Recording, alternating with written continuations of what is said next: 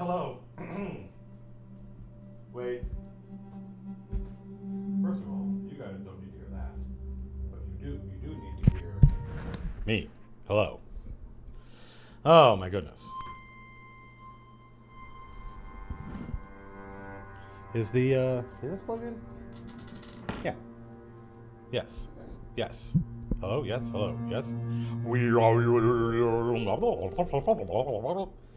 I should hide. So I can definitely hide this, I think. And probably I don't even know what that is. Hide that. There I can see my audio levels, and now I can see, and then I can. That's maybe a little bit more, maybe a little more beeps and boops than you folks need. This is annoying because my audio controls also control what you guys hear, but I do not want that.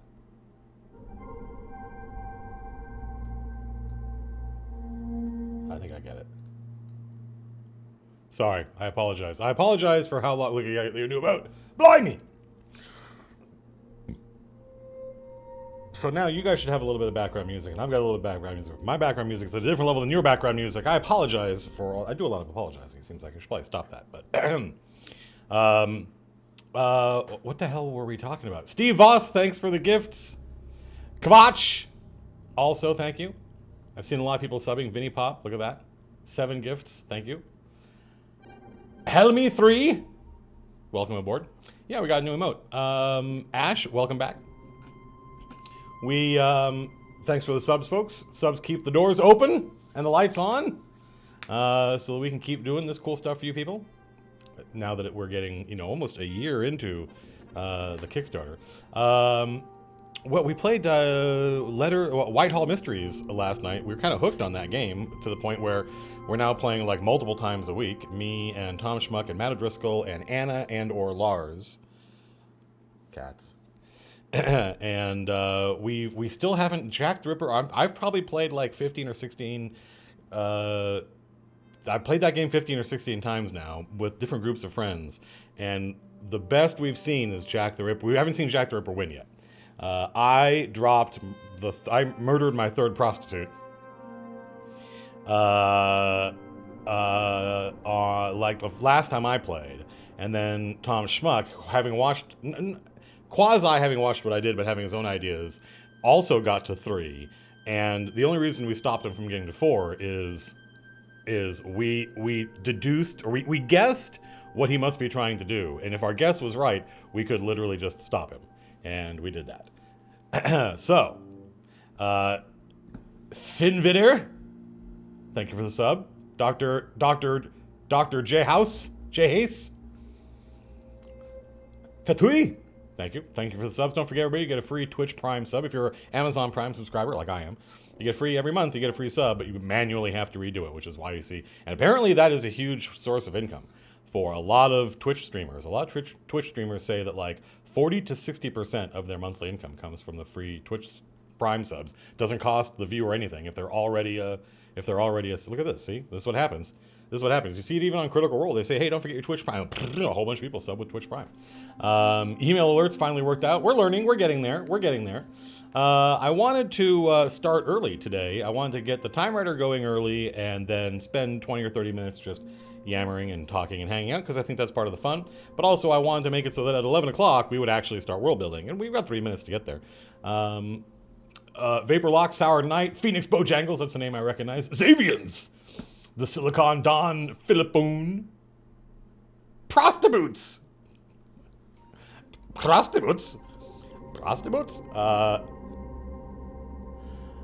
I took your advice and tried DMing for a couple of my friends a little while ago, but I wasn't able to keep their attention, so it only lasted about an hour. I'm not going to give up. I'm going to try running more text-based campaigns. I think not. Depending on, I've had a lot of fun. I've had a lot of success just telling people, hey, we're playing D&D on Thursday night. I'll see you there.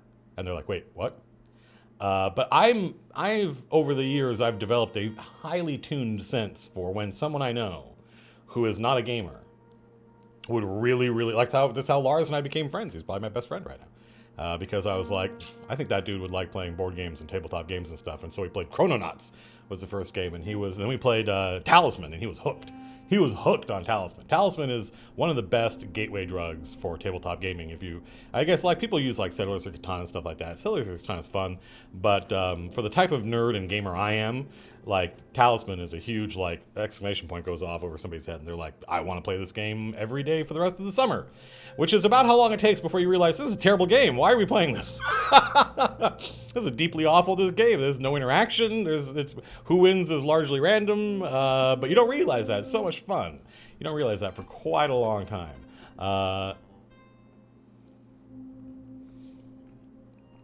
Only other streamer I watch has Moobot sub to periodically remind people they can subscribe with Twitch Prime. That's probably a good idea. Do you have anything else to say about your Ranger revised version? Somebody commented, and I read it, and I took it to heart, but I think they were maybe... I think I maybe had described it wrong.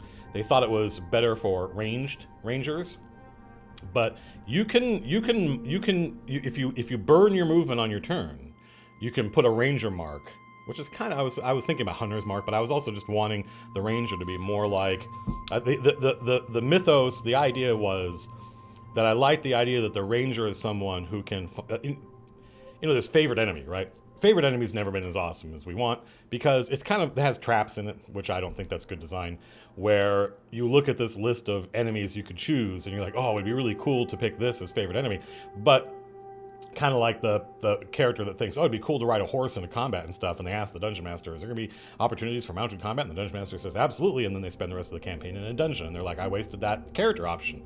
Well, Rangers have always kind of had that same problem, where you can pick a favorite terrain and a favorite enemy, but if you never go on that terrain or you never fight that enemy, then you're screwed. And so there are some enemies where you're like, just pick undead, because you can fight undead from 1st to 20th level. And that's not the only, there are a couple other options like undead in there. And I was like, I just think it should just work. I just think the Ranger stuff should just be cool and work on everything whenever. And so I just took that idea of favorite enemy, the idea that there's, I'm an expert at, and originally there was a earlier version of this Ranger from another edition where you would have to make a creature lore check, but that in order for your shit to work. But A, that skill's gone, and B, I was like, nah, it should just be if I study my enemy, I learn their weakness. If I study my enemy, I learn their weakness. That's not the only ability. They also have terrain stuff to make them, and hunting stuff and foraging stuff, so they never want for food. But the idea being that I burn my movement, and now I get some advantage against that enemy. I can move on a subsequent turn, right? And I don't have to attack that guy. So I can be a melee ranger and just sit here and beat the crap out of the person in front of me while I'm keeping my eye on this other guy. I'm watching how he fights, and I'm watching the way he moves. And now that I've watched him and I've marked him, I can move again. But if I burn another movement, I can mark him again. I watched, and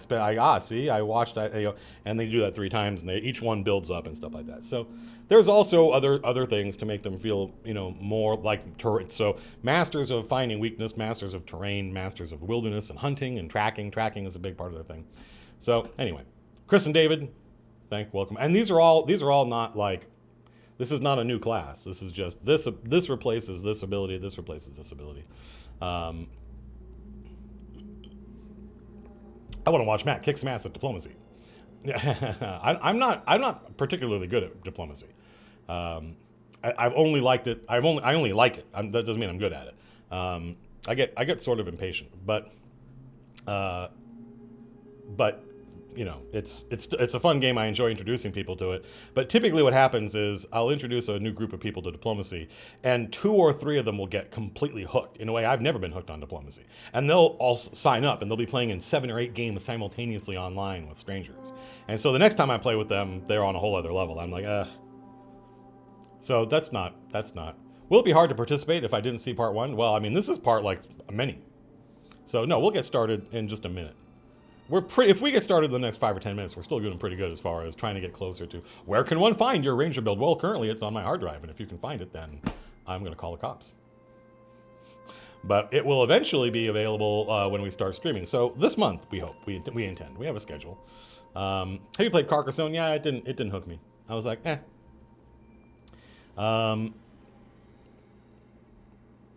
It's not unusual for me to introduce people to a game and then they get really crazy. Like I introduced my friends to Dominion when it first came out, and they loved it and they got hooked on it. But I quickly decided I didn't like deck building games. There are a couple of examples. There are games that do a pretty good job. There's like a DC Heroes from Cryptozoic, I think, deck building game that I like. I thought it was fun because every round you were choosing from 5 or 6 different cards.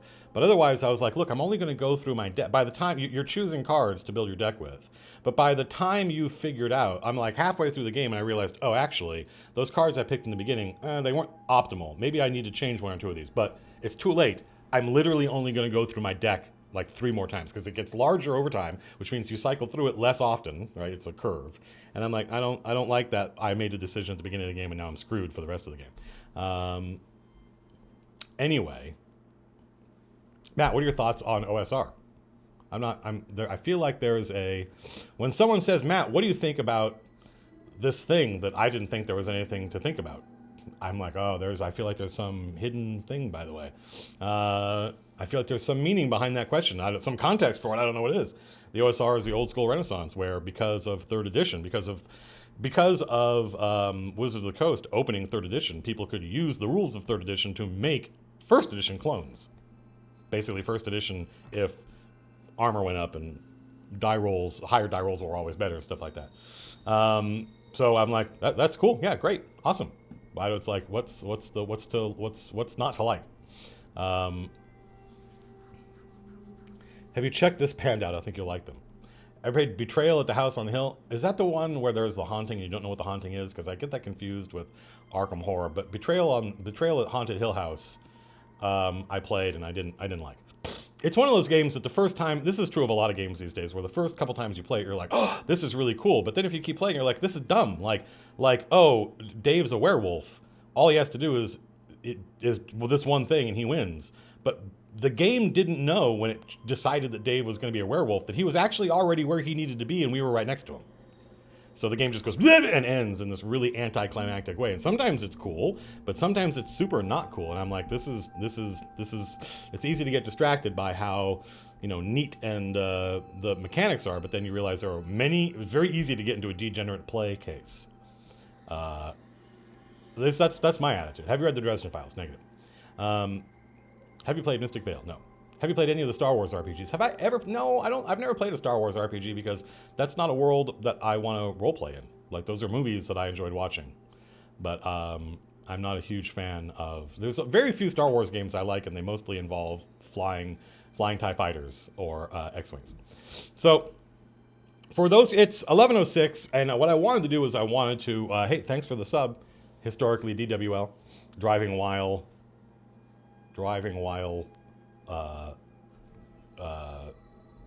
latte. So, are you excited to watch Glass? No, I didn't really get... If I went back and watched Split, I would probably maybe be... But Glass isn't getting great reviews.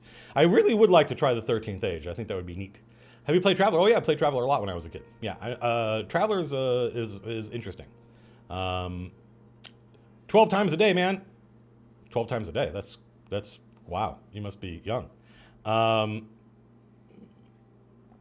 do the layers impact the political scene of Capital? They don't really. They're like the city under the city. I don't think there's much interaction between the layers and Capital, other than like trade and stuff like that. Do you have a favorite RPG other than D&D? No, not really. Do I have a favorite RPG other than D&D? No. There are games I'd like to try. Like, I still want to really play. I still really want to play Numenera, but I haven't. So, regarding your comment about the D20 being a replacement for percentile dice, on the surface, that feels right, but modifiers going above 20 kind of throws that off. False. Every percentile system has the capacity for you to generate results above 100%. For instance, I'm a fan of Monty Cook's. I'm a big fan of Monty Cook, just all his stuff in general. We played in a MERP campaign. Was it MERP or was it Rollmaster? They're basically the same thing. And my friend Scott had, just by random generation, had produced like a character who had no stats below 80%. And as a result, it was kind of like me when I was running and Tom was playing Baltair, where there was, Jason the Argonauts, which was just a bunch of normal human beings, and Hercules. Seems kind of... And we were too young to solve that problem, so we just stopped playing. And it was basically if If the DM could challenge Scott, then we would all die. If the GM challenged us, then Scott would wipe the floor with the bad guys. But it was a great percentile system. But, any percentile system, you can routinely generate results over 100%. That's no different than getting results above 20. Korg O. Grayson, welcome aboard. So my goal was to get streaming a little bit earlier and do the chat a little bit earlier, and then at 11 o'clock actually start streaming Capital. And I didn't get there because it took me a while. I couldn't figure out how to there was some problem I was having in the process of rebuilding the Krell patch, which I was kind of trying to do from scratch. And there was something I forgot, some part of the step where I was like, this is weird. Why am I getting these weird results? But I have moved a lot of stuff around. It may be that I'm taking the in from an out when I should be taking the out from an in. Blimey.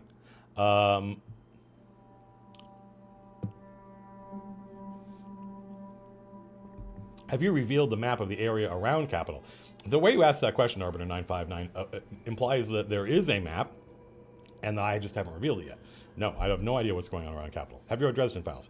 I have, in the 3 minutes since the last time somebody asked that, I have not found the time to read it. I apologize.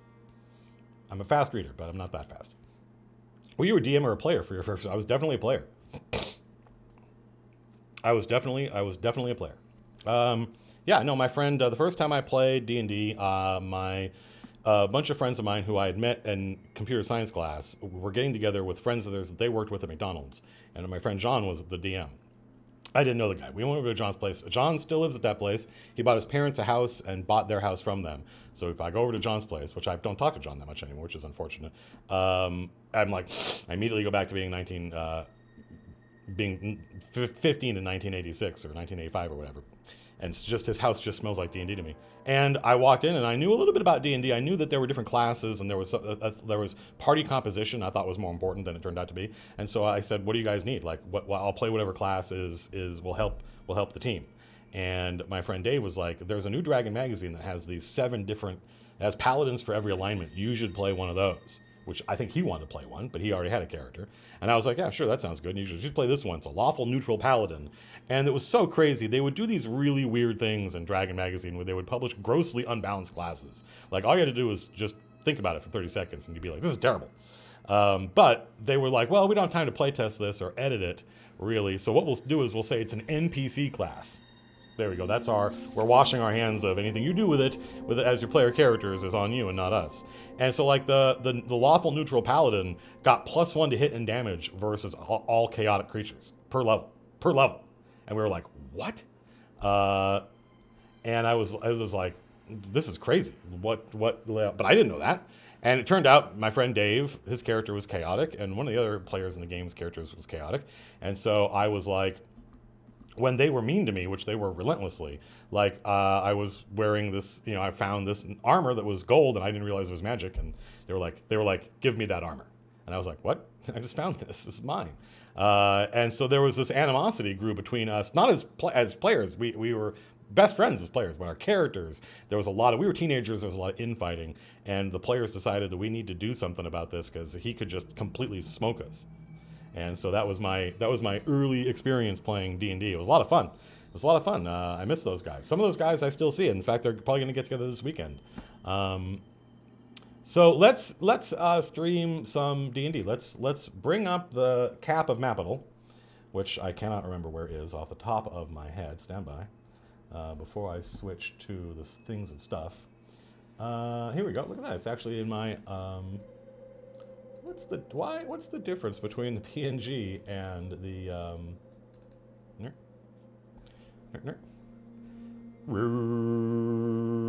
and let's move let's move this up here, which is going to make me a little bit harder to see, and move this over here, and we'll move this over here, and we will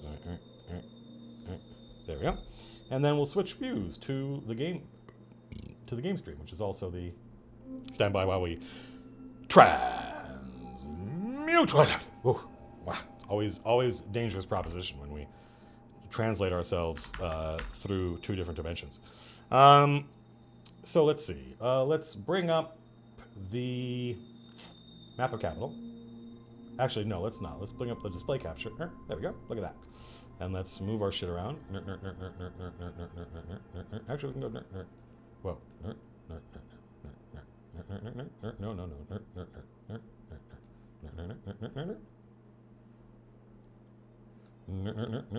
Actually, you guys can. There we go. And then we can nerd this, and then we can nerd this. There we go. And everything's been nerded, and all y'all can see everything, including me. Hello, hi. So, for those of you joining us for the first time, which I don't imagine there's a whole lot of people. I mean, sometimes you got nerd stuff. Hey, wait, Google Docs wasn't it Microsoft Excel in previous streams? Yeah, I'm slowly migrating everything to Google Docs just because, especially here at MCDM, where, you know, even though my native environment is Excel and Word, being able to share things with everybody else on the team easily. First time live, Boots of Pain, welcome aboard. Elza Charms is new. Look, a lot of new people. Look at you folks. Thank you for coming and investing and donating your time to hang out with me, because I quite like doing this and having fun and hanging out with people, and hopefully you guys have some fun too. So can you read? Is this too small? Do you think I can nerd it and make it bigger? Make it easier for all y'all to see. This is funny because I'm actually grabbing it in. There we go. Why didn't you like Dead House Gates? I don't know, man, because it's fucking long as shit.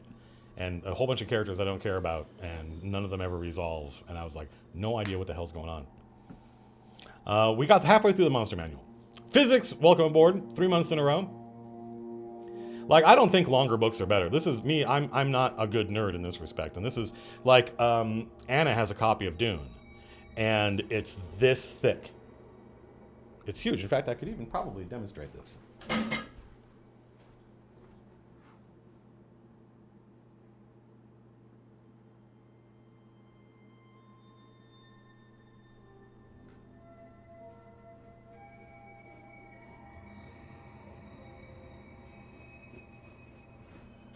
So this is the, hey everybody, Matt Colville. This is the copy of Dune that I read. In fact, this is probably the one I annotated. Is this one I annotated? No, I had to, no. So this is a copy of Dune probably a copy of Dune I bought 10 years ago, right? And it's very, very similar to the version it's the same typeface that I bought, that I grew up with, different cover, right? This is the exact same book now. It's the exact same book. Right? And the reason they do this is because the audience, and this isn't true of every genre, the audience walks into the bookstore and they see these two books and they're like, oh, look at how much time I'm going to spend in this fantasy world. This is better. All things being equal, this is better. And it's like, I completely disagree. Like, this is the same as this, but they made it bigger on purpose. They changed the font, and the paper is the same. They changed the font, and the leading and kerning are different.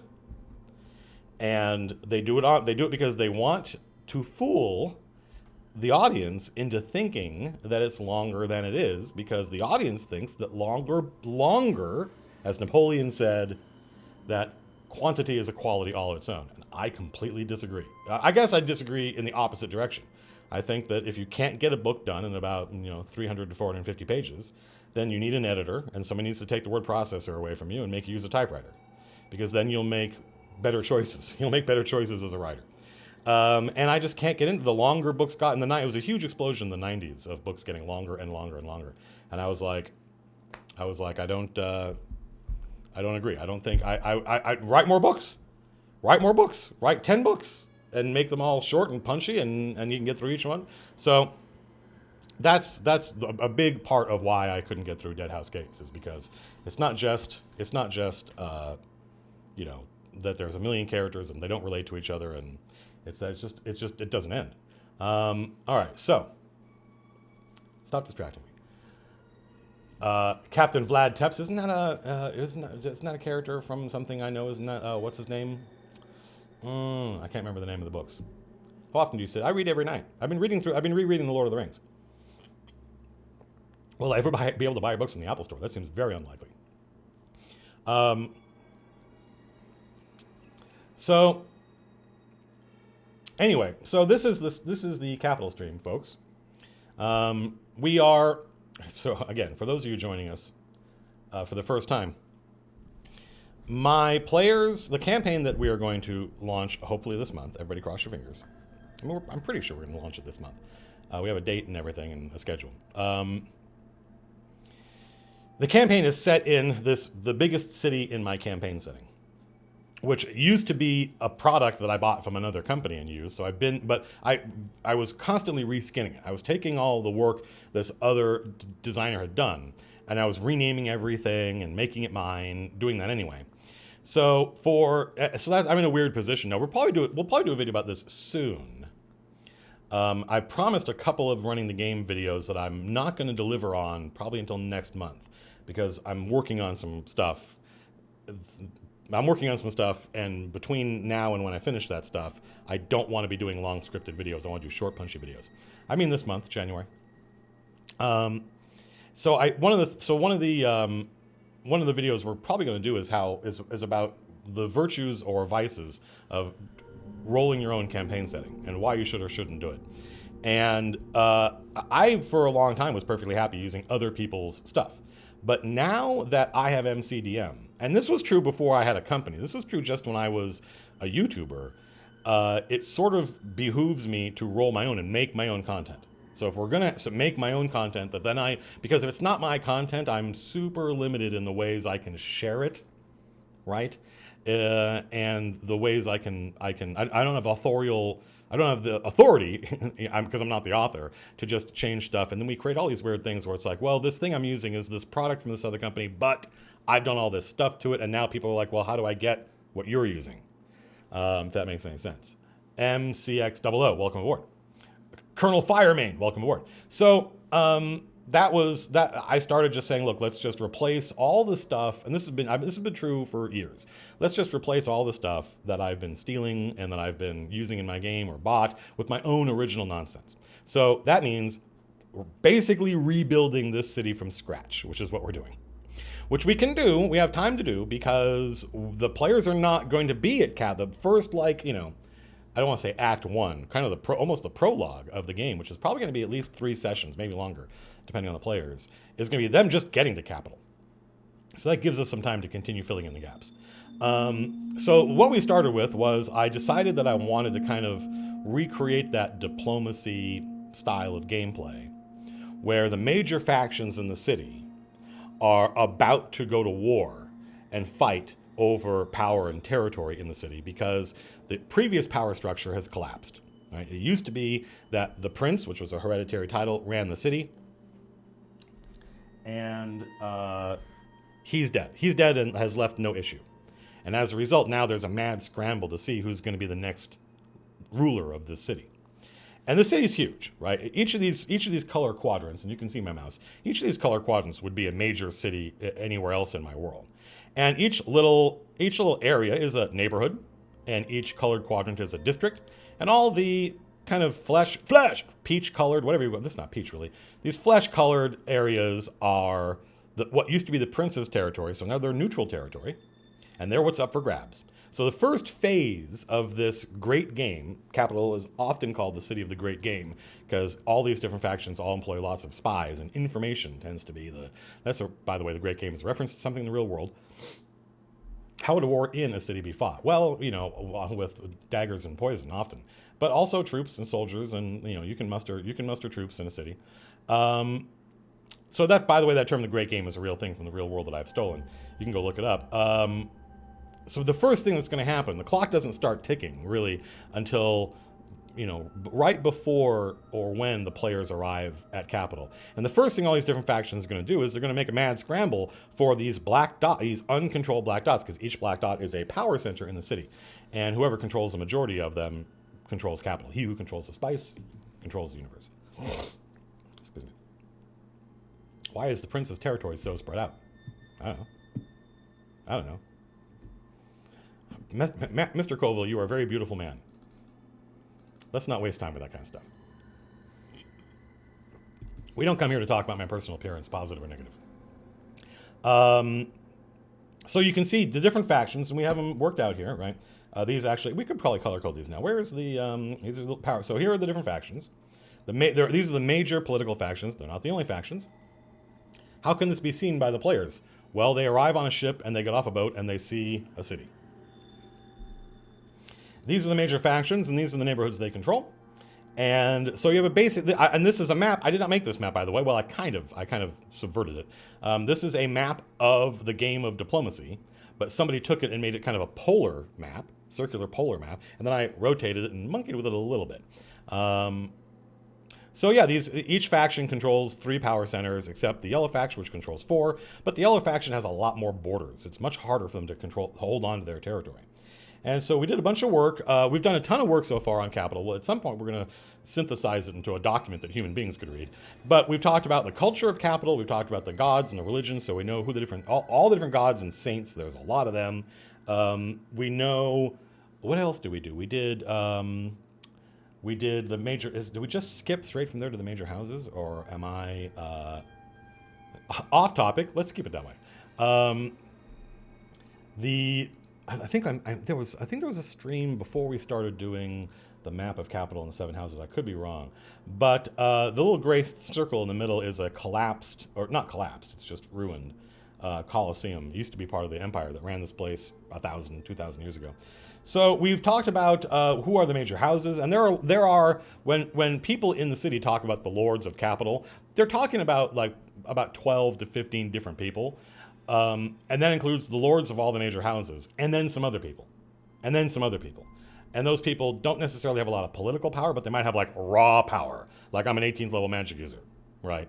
And or I run this secret society, or I run this organization, and I don't care about the politics of capital. I don't control any territory, but I've got a lot of, some people colloquially talk about the lords of capital. They don't just mean the heads of these factions.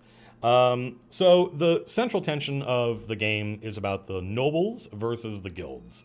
And the nobles represent the old power structure, and they've ruled capital for hundreds of years. And now there are these new upstart guilds that just are primarily concerned with commerce, mercantilism, and they make a lot of money. And they have power. They control 3 of these districts now. And so it's kind of 3 versus 4, but the yellow noble over here is sort of neutral. And we'll see what happens. We'll see which direction she goes. And the guilds are much more democratic and egalitarian and multicultural than the nobles, because the nobles are the old money, right? And they resent the new money and the way things are going. But, and this is something that I just kind of decided while I was driving to work and I was thinking about all this, it is the nobles who, even all of these factions all fight each other all the time, right? Even though the guilds are opposed to the nobles, the guilds are also opposed to each other, because they each want what the others got. The nobles are the same way. If it wasn't for the guilds, the nobles would be fighting amongst each other. But this nobles versus guilds conflict has kind of given them reasons to kind of side together and make strange bedfellows. These groups that otherwise wouldn't be allied and aren't always allied on every subject. On this subject, they are allied. Well, the nobles also are the only ones who are constantly beating the drum that Ajax is coming. Like everybody in Orden knows that if no one else stops Ajax the Invincible, Saint Ajax now, the last place he's going to go is capital. And that when capital falls, that's it. His empire is complete, right? And it also has to do with the direction he's going. He started east of capital and is going around the planet. So as he was conquer, the last place on his list is going to be, and that's kind of one of the reasons the heroes end up there, is because they're going to be trying to get as far away from that motherfucker as possible. So it's the noble houses who are like, we have to prepare for war with Ajax. Like, that is like, if the city is going to survive. And the guilds are like, that's fine. We don't care. We don't really care who's in charge. We don't care who's in charge. It doesn't matter if it's you guys or Ajax. It doesn't matter if it's a prince, a hereditary monarch, or Ajax. Will be making money either way. And they're like, you don't understand. He's not going to let you have any power. He doesn't care about money. He cares about power, and he's not going to let anyone have any, which is, so far, has been quite true. And the guilds are just blind to this. They don't understand that their cushy jobs are on the line. So on the one hand, on the surface level, when you show up at the city, the guilds seem very progressive, right? They seem much more concerned that they fancy themselves a meritocracy. They're multicultural, and the nobles are the opposite of all those things, right? They want to protect the city. They want to protect the population of the city, which is primarily not Riojan. They just don't think those non-Riojans should have any political power, right? It's very like Napoleon. Napoleon believed that you had the right to make a living, and you had the right to justice, and you had the right to live in a just society, and he wanted to help create that, but he didn't believe in upward mobility. He didn't believe that normal people should be able to rule. That's ridiculous. So that's kind of where the nobles come from. And so on the surface, you show up and you're like, these guilds are awesome. I love these guys. And the nobles all seem like assholes. And the nobles like, we think what you want. We don't care. But the nobles are the ones banging the drum that if we don't do something, and they are correct, by the way. They are correct. They're like, Ajax is the enemy and he is coming. And the guild's like, we don't care. And also that surface look that the guilds are cool and the nobles are old, broke down. That is all surface. Like anyone in any faction will brutally exploit and betray the heroes for personal political gain. Any of these guilds, doesn't matter who they are. Ethics be damned.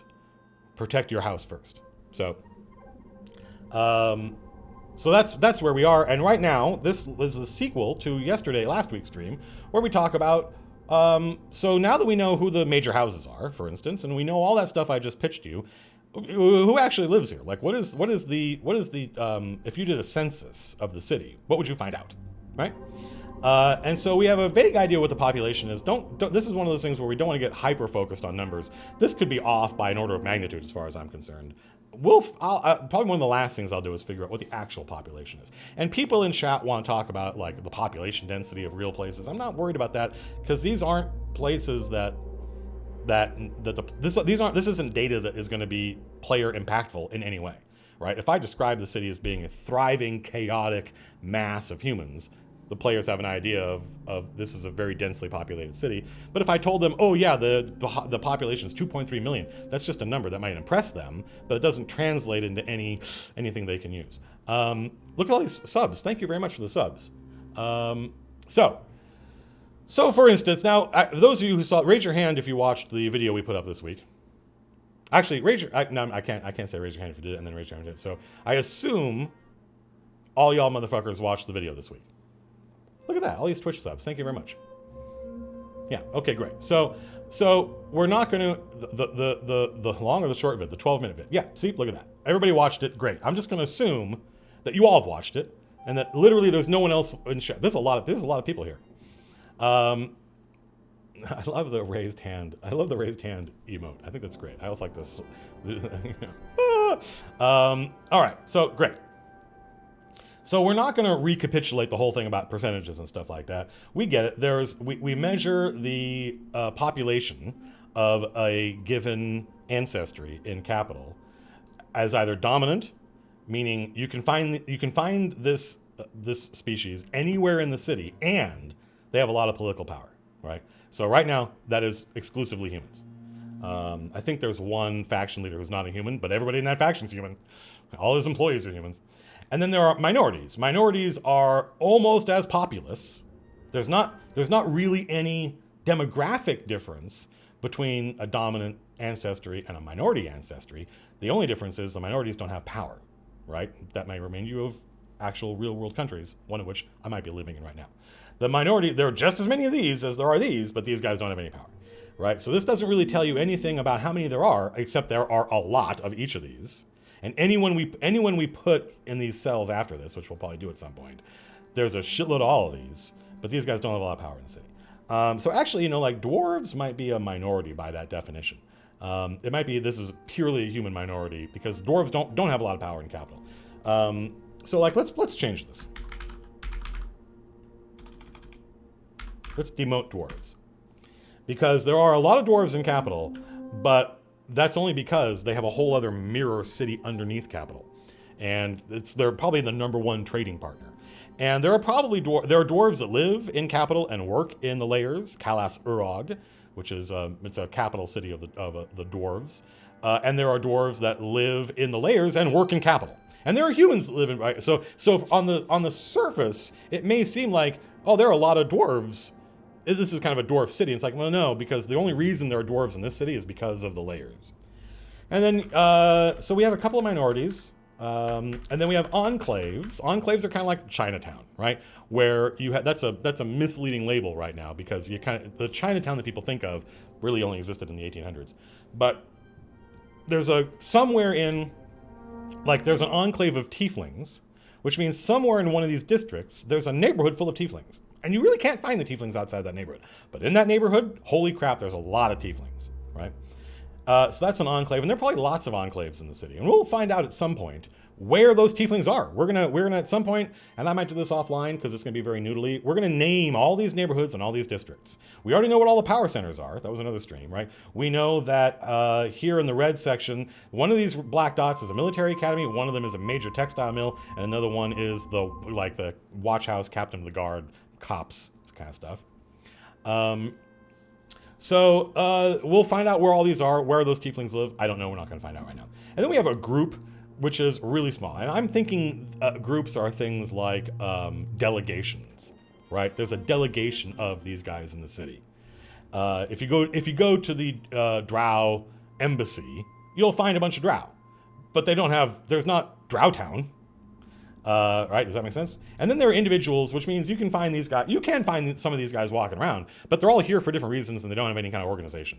So, like Dragonborn are a good example of that. There are Dragonborn in the city, and there might be hundreds of Dragonborn in the city, but they don't represent any subculture. They're not in any way organized, right? So there could be quite a lot of individuals, even though not individuals. There could be more Dragonborn in the city than there are Drow, but they're not organized in any way. So you would never encounter like 5 of them in one place. So as far as the players' actual numbers is a big part of what we're doing here. Actual numbers, there could be more individuals in a group. Each one of these, the idea is there are fewer of these than there are of these. There are fewer of these than there are of these. You're getting smaller groups as we go down. Mathematically, there may be more individuals than any given group, but no, the player will never perceive it that way because they're not organized. And then singular means there's literally only one. Okay. So here we go. We talked about, let's just go back because refreshing, I'm gonna refresh my memory because at some point we're gonna need to know who are these guys.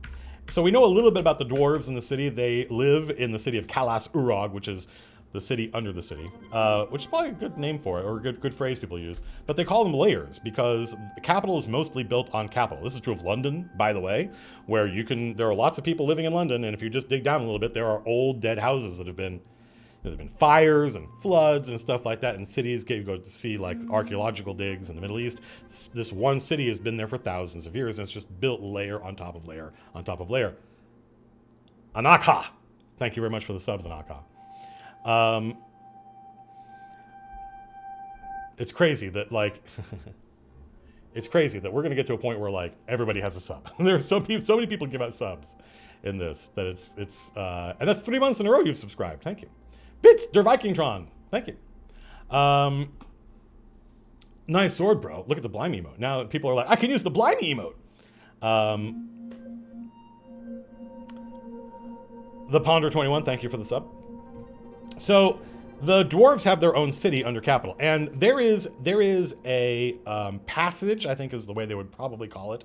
They wouldn't call it a portal because they don't think of it that way, even though it technically is. There's a passage to the world below under capital. That's not unusual. There are passages to the world below all over the place. And it's not like, but the experience going there is just, there are these warrens, and if you walk far enough, you end up in the Underdark. But it is literally another dimension. It is literally another universe. It has its own laws of physics and everything, but it exists quasi-concordantly with the prime material plane. And there are passageways beneath the city that will lead to, so the dwarf city is kind of like, we sort of we're the first line of defense against incursions from the world below. Gnomes are here in the city. We don't really know much about gnomes yet. We'll figure that out. But I think there are a lot of them in the city. This is one of those things where like, you know, there are minorities in Los Angeles, but they represent the largest population of that ethnicity outside their home country. So it seems like, oh, we're a minority here, but actually, there's more of us here than there are even in our home country, right? So that's true of probably some of these places, is that there may be more gnomes in capital than there are in like gnome country, but it doesn't seem that way if you're in capital. It seems like there aren't that many of them. Tieflings, we talked about that. They're refugees from Alloy. They lost a war, and they brought a drug with them. I don't know about that. What that drug is. I know which war they lost. The Chain fought in that war and were kind of instrumental in what happened. The Chain told the lady that the Aesir were coming, and the Lady of Fire were like, the Aesir? What are the Aesir going to do? Like, the Aesir aren't a... And she ignored them, and she ignored her mercenary company that she hired and that she had gone on adventures with across the multiverse. And they fought a war and they lost, and the Chain blamed the lady. A lot of people did. A lot of people blamed the Chain for losing that war. A lot of these tieflings blame the Chain for for the fall of Alloy. But the Chain are like, we told her this was going to happen, and she didn't listen to us. Which is kind of the rinse and repeat of the history of the Chain. So you just learned a little bit about the campaign coming up. Dragonborn, there's no organized culture or subculture of Dragonborn. There's an enclave of elves. I don't know where they're from. And there might be, it's probably high elves or something like that. There is an aboleth somewhere probably in the layers. Look at that. We just started. This is the second piece of world building we've done. The first one was, I guess the 0 was catching you folks up on the whole thing about the nobles saying that Ajax is coming. But then we demoted the dwarves to minority. I think that's going to make it clearer for people to understand. There were a lot of people asking about the dwarves' political power. And I'm like, why are they asking about that? Dwarves live in the world below. Or they live in the city beneath the city. I'm like, oh, because I explicitly said they're dominant. That means they have political power. So that's why we demoted them. Aesir, so the Aesir are now the guys in charge of Alloy, which is also known as the City of Brass. And they have their own embassy because there's trade. And the tieflings obviously don't like that. But these are the guys who won the war. All right, we'll make a note here. This note's mostly for you. They won the war. The tieflings lost. Writer, not a typer. And now rule Alloy, the capital city of Quintessence, the plane of all elements. So there's a Banshee somewhere, probably a high-ranking spy in some organization's network. I just was like, we just looked through the monster manual, page by page, in order. That frustrated some people. In order, in the order that the letters come in the alphabet. Why is the alphabet in that order? Is it because of that song? There's a beholder. We know there's a beholder because Blues Light painted a beholder that Trogaff made for me. Trogaff had commissioned, I think he had somebody 3D model and then printed a beholder, sent it to me. I sent it to Blues Light Painting. He painted it, and I'm like, this guy's going in the next stream. So I don't know what this guy's job is yet. We'll come back to that. He might be one of the Lords of Capital. This Death Tyrant might be one of the Lords of Capital. I don't know if he's going to be a mob boss. He can't be a mob boss because the beholder in Waterdeep is that's too derivative. It's too derivative. We want to be just derivative enough. There was a Reddit thread about some mechanic in Strongholds and Followers that said, this is absurdly overpowered. And I was like, we should fix it and make it only regularly overpowered. Bugbears, there's a minority. They're a minority. You're going to find bugbears all over the city. Keep in mind, minority means there's a lot of them around here, right? There's a lot of them. There's a Coatl somewhere in the city, which is I need to know a little bit more about. You can definitely find dragons in the city, but they're singular, and some of them may be in human form. Some of them may be leaders of important organizations, but I know that there's at least one gemstone dragon sleeping in the city. That's because I've run a campaign there before, and they've met this dragon. Dryads, there are individual dryads throughout the city there are parks in the city and stuff like that, and you can find dryads here and there, and they remember a time from before there was a city here.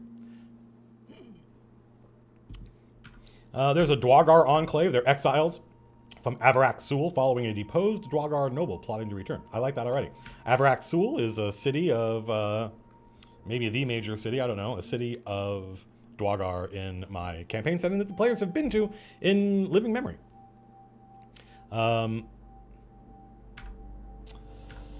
Drow, there's a minority of Drow in the layers. We might even be able to do like 2 tabs, the demography of the layers and the demography of capital, and then things would change, right? Because the dwarves and the Drow would probably be dominant, have political power. They run this city of the layers. They would be kind of in charge of. There's an Ifrit somewhere. There are ghosts. Sure, there are ghosts in the city. Sure, you can find ghosts in the city. Fire giant enclave in the layers. There are cloud giants and stone giants, so you can see them walking around to the docks and stuff like that, trading with people. But they're not. They're all. You know, what's the word I'm looking for? They're all from other places. They probably don't. They may like. There was a cloud giant. Or no, there was a stone giant bar owner in Greyhawk. Githzerai in my friend's game. So that's there's no giant city or giant town or anything like that. There's a definitely group of Githzerai, but I don't know where they're from or what they're doing. They're from the Astral Sea. But what they're doing here, I don't know. We're not going to find out right now. This isn't the find out what these guys are here for. It's just literally, can you find these folks in the city, and about how many are there, and do we have any notes? And we still haven't started yet. We're just getting caught up from last week. Gnolls, there are definitely a lot of gnolls in the city, and they tend to be part of the cleanup crew. So the sun goes down and normal people go to bed and the city still runs. And all of these people, basically London before they privatized, that's the opposite of privatized, before they socialized all of the sewage and all that stuff and put all these people out of work. So there's all sorts of different, not just gnolls, but all sorts of different species and humans that make a living cleaning up the city and selling, right? Like I literally just go through the city and collect horse dung. Don't care about dog poop, don't care about human poop, because it's all I can do just to get all the horse dung up, and I sell the horse dung to these guys. And these guys need the nitrogen in the horse dung, and they boil it down, and none of the other poops are good, and they use it to make candles or dyes for cloth, or they need the ammonia, they need this. So if there's a living to be made at it, you can find people doing it. There's a deep gnome. These are deep gnomes down in Kalas Urog, Zverfnibeln. There are goblins down in the layers. Pretty much any kind of organized monster race. Any organized monster race, you can probably find some of them in the layers. Hags! There's a group of hags somewhere around here. I don't know anything about them. We'll find out about them later, maybe in another stream.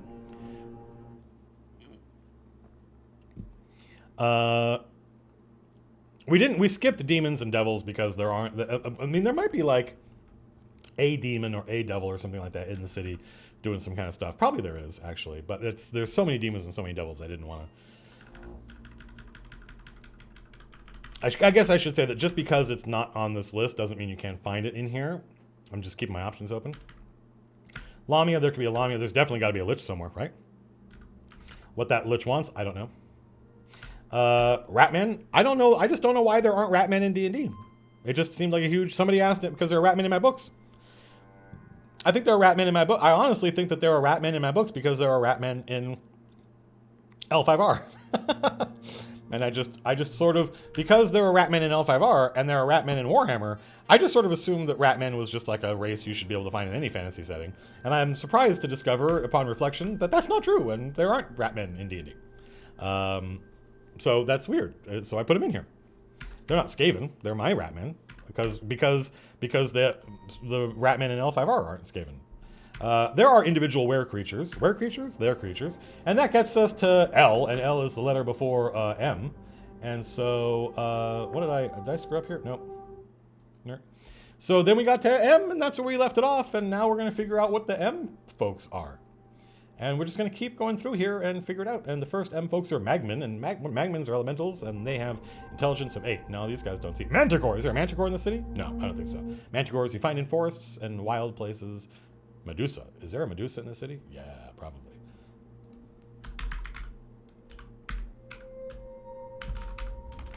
So one of the things I liked about Birthright, one of the many things I liked about Birthright was by far and away, by a country mile, my favorite official D&D setting ever published. was that they took, the author, Rick Baker, took a handful of monsters that you could find normally scattered around any given fantasy campaign setting and said, no, there's literally only one of these, right? And there's the Medusa, right? It's not a Medusa, there's the Medusa. So I like that idea. I like the idea that there's, and I don't think she's in the layers. She might be in the city somewhere.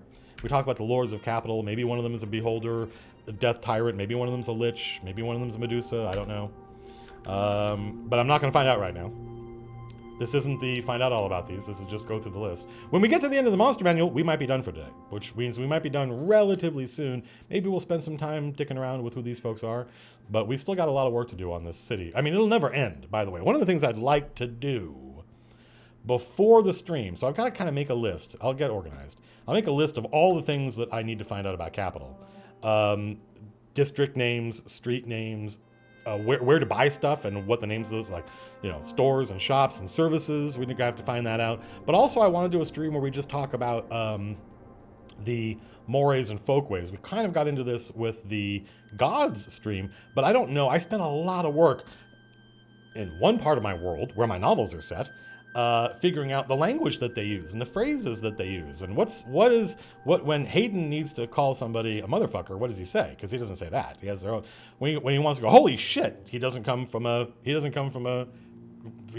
our society. He would never say that. What's his version of that? So I need to know. We might do a whole stream on this, or it might be really private and personal. I just got to figure it out. But we got to do a whole thing on what are the different phrases that you would expect someone in Capital to use. So we got a lot of work to do. But we don't have to do everything before they get to the city. It's going to be, the majority of the world building in Capital is going to be happening while we're in Capital. It's true of all world building. The majority of your campaign world building is going to happen while you're running the game. Mephits, are there Mephits in the city? I think there are. I think there's, I'm typing in the wrong window. I'm just inspired by this art. There's a group of them. They run a business. I don't know what that business is, but these guys look like they'd be fun to walk into a store and see a whole bunch of Mephits and they're like trying to sell you something. Or if that business maybe it doesn't have a storefront. Maybe it's, maybe they run something else, but these guys look awesome. Merfolk? Huh. Alignment neutral? Yeah, sure. Once again, I put the emphasis on the wrong window. Oh wait, are Merfolk? Wait, what's going on here with Merfolk? Yeah. Uh-huh. Are they a species? Yeah. Merfolk tribes and kingdoms span the world. I almost never, I mean, this may seem like I'm exaggerating to make a point. I'm not sure I am. If I finish reading this paragraph, Aquatic Human, where it says Merfolk tribes and kingdoms span the world, that might be the most I've read of any lore in 5th edition Monster Manual. Because I just not super interested in what they think is true of these guys. Right? And they don't give me useful information like how to run them in combat.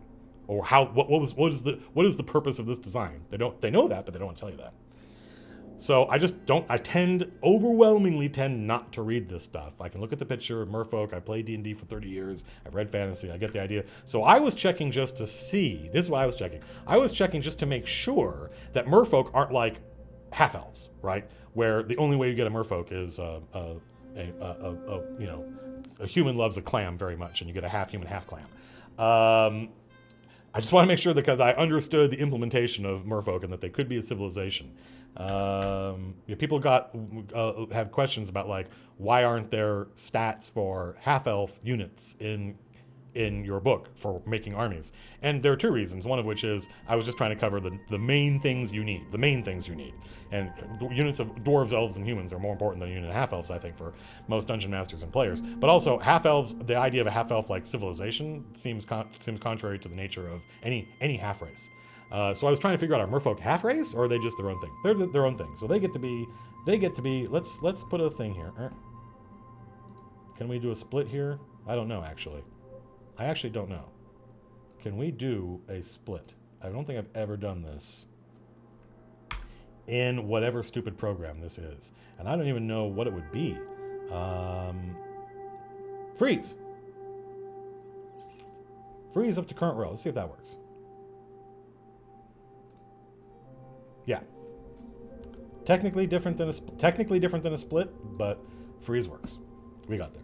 I'm sure there are people. So merfolk are, I would say, they're definitely an enclave. There's probably some merfolk nation or city nearby capital under the water, and they trade with capital. In fact, I'm going to write down what I just said. Nearby.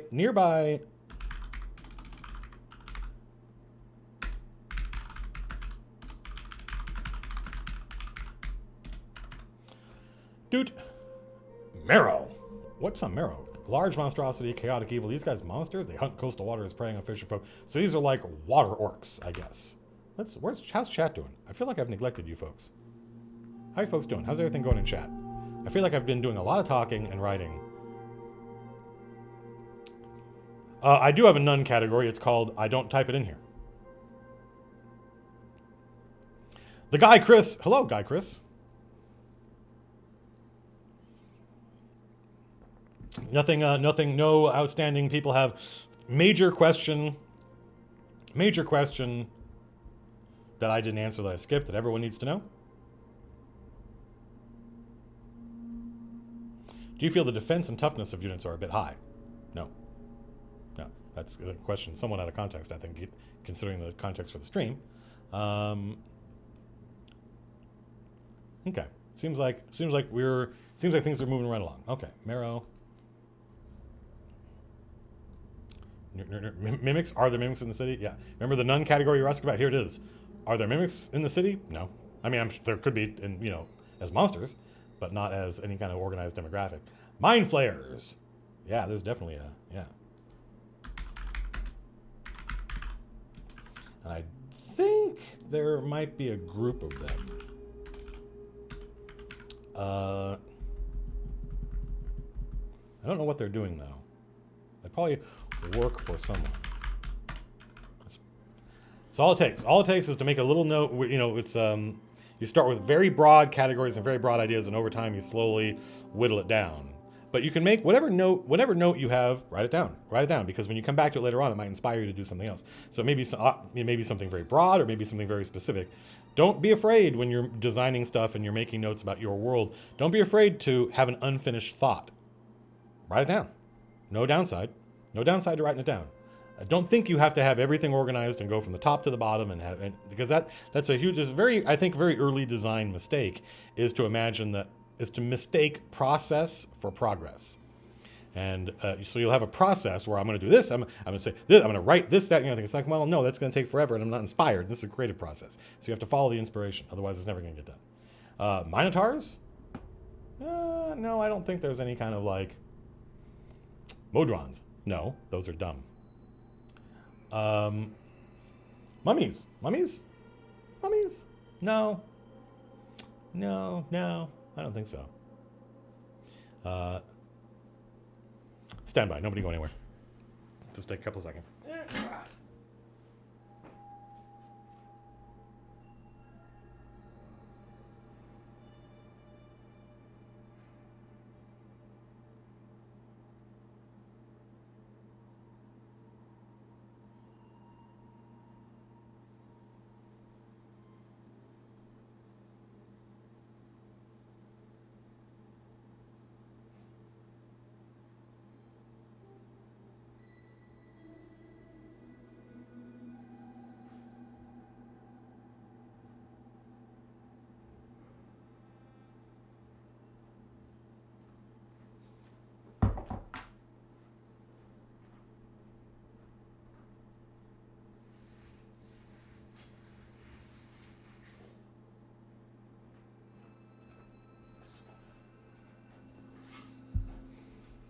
Hello.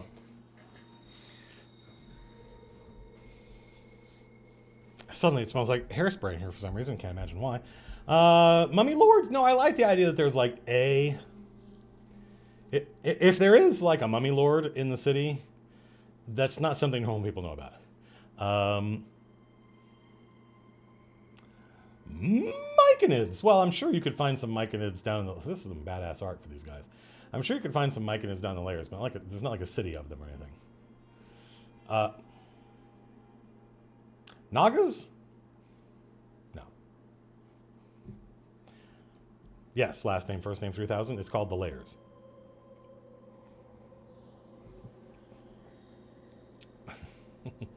I like Levi Phipps writing out what I wrote. Myconids? I love that they made Explicitica Defilis the canonical Naga. Let's see. Nightmares? No. Nothic? Don't even know what those are. Look weird. Ogres? Is there an ogre? Are there ogres in the city?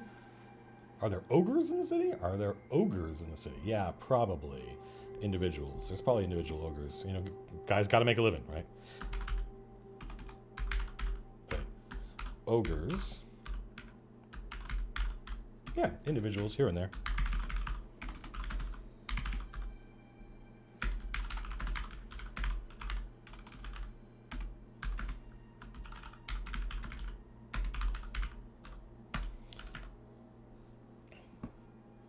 You know, you got to imagine that if you leave capital and go into Rioja, Rioja is a Mediterranean, you know, Italian, medieval, Dark Ages place. So there's forests and there's all sorts of tribes of guys, and some of them filter into the city following either, you know, opportunity or they're outcasts or, you know.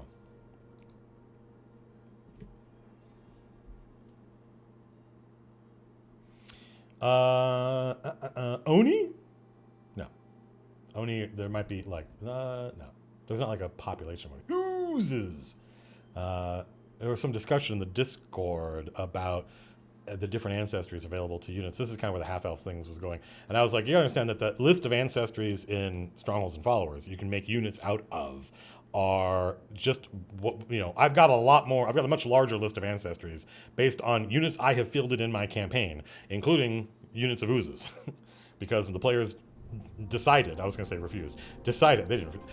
not to go clear out the Temple of Primordial Chaos. And so as a result, when the time came to defend their new stronghold, it was an army, among other things, of oozes and jellies that showed up at their doorsteps. And so I had to figure out how that worked. But I was like, that's way too boutique for this product. Kingdoms, Organizations, and Warfare, yeah, we'll have ooze units in there.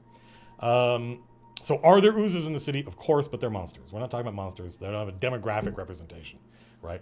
Are there pigeons in New York City? Yes, but they do not show up on the Imperial Census.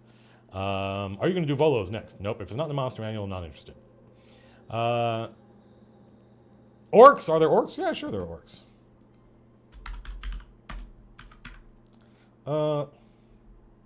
There might even be an enclave of orcs. Just like orcs. Yeah, I just like orcs.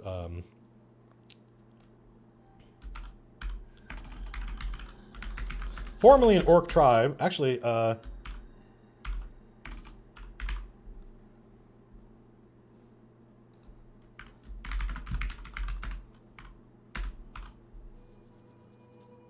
formerly an orc tribe who, I don't know if like relocated. I don't know who thrive in the city.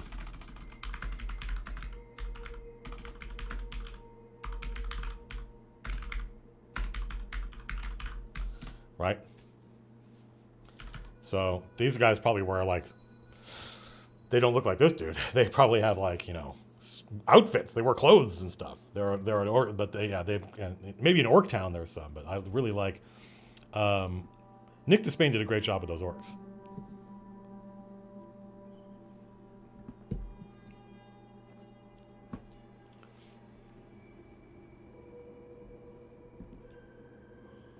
So I feel like we know a little bit about the orcs. I feel like there's a reason. I thought I knew why they were called the Nails, but as I was writing it, I couldn't make it work in my head.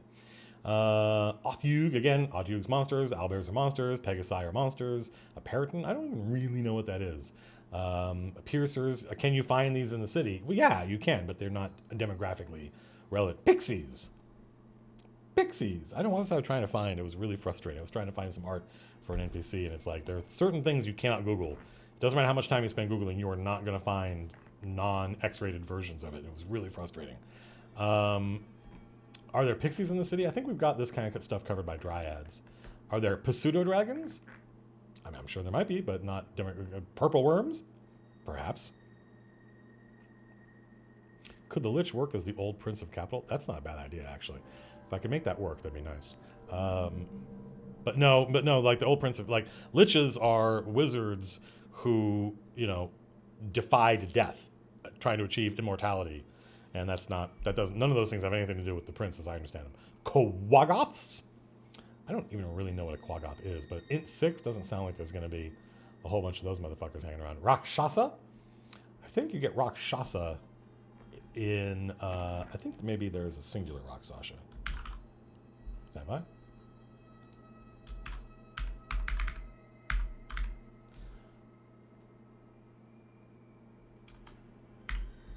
Rakshasa? I think there's one. Nope, that's not one is. This is a recording. It's an hour long, and so it's just on a loop of a patch, a Krell patch I implemented that I just let go, and I have not really been able to replicate it. I was going to try and replicate it today and try to tweak it a little bit, but I love it. I actually listen to this often when I'm reading and stuff like that. Lars gives me shit about the fact that I listen to my own music that I made, and I'm like, well, what would be the point of making it if I didn't like listening to it? CM Henry, thank you for the sub. Is the dead tax collecting noble going to come back as a lich? No, she's already come back as a vampire lord. Morflinoob. Subscribe for 3 months in a row. How's it going in France? Bonjour. I took a year of French in high school, and I quite enjoyed it. If it wasn't for France, there wouldn't be an America. You people are to blame. Let's see. At some point, could you explain what a Krell patch is? I think is what you're asking. Yes, but not right now. Maybe after the stream, I'll explain what a Krell patch is. It's a super, super simple patch. And it's not very musical, but it's ambient. It's a great ambient patch. Kind of the ambient patch. That's a good question, Angerworm. Are folks afraid of being co-opted? Like, does the lady have a policy of, like turning people undead and recruiting them? South Africa. Holy crap. How's it going in South Africa?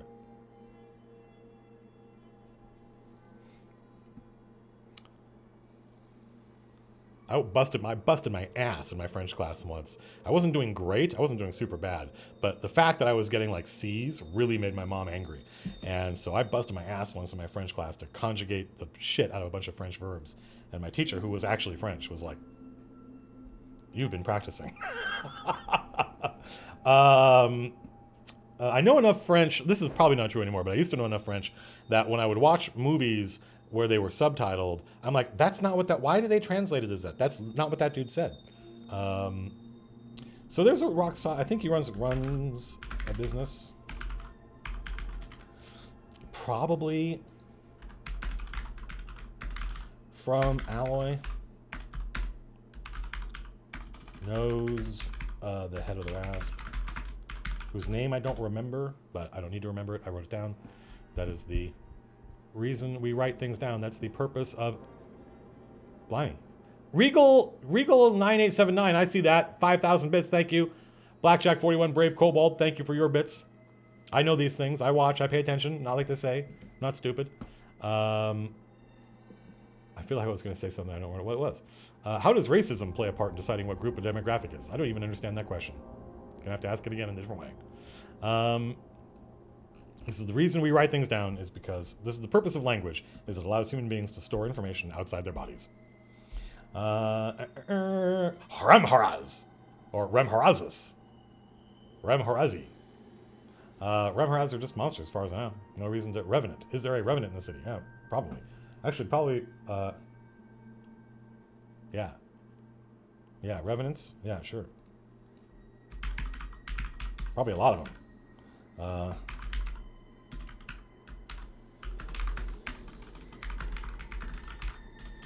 Probably a lot of them.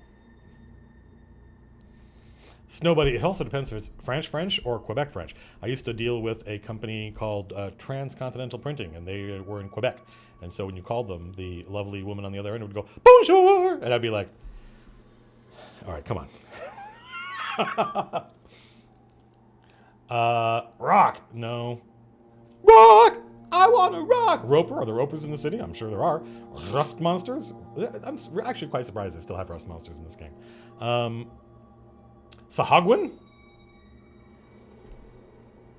Sahagwin? Are there Sahagwin in the city? No. Sahagwin are... They're bad guys the merfolk have to deal with, but nobody in the city does. Salamander. It's a great Jethro Tull song, but not relevant to our interests for the purposes of...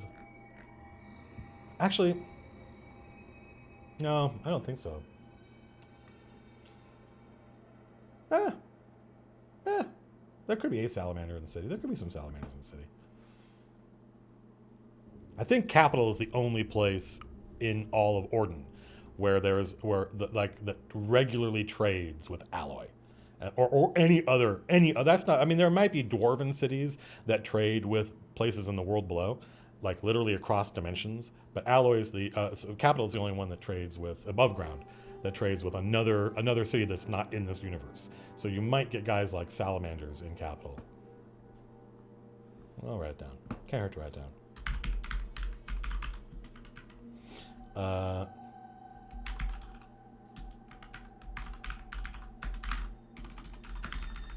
You can sort of see how we're falling into different categories. Like there are certain creatures that if they're elemental, if they're intelligent and they're elemental, or they're intelligent from another universe, they're probably here because they got here through traded with alloy and stuff like that. Yeah, the alloy has an embassy. It's the Azer. The Azer run the place. Dragon X, thank you for the sub. No, I didn't skip Otyugs. I just don't think there's any of them in the city. Satyrs? No. Scarecrows? Look, it's Fiddlesticks. No. Don't be silly. Shadows? Mm-hmm. All the undead is going to be yes. All the undead. This is going to be...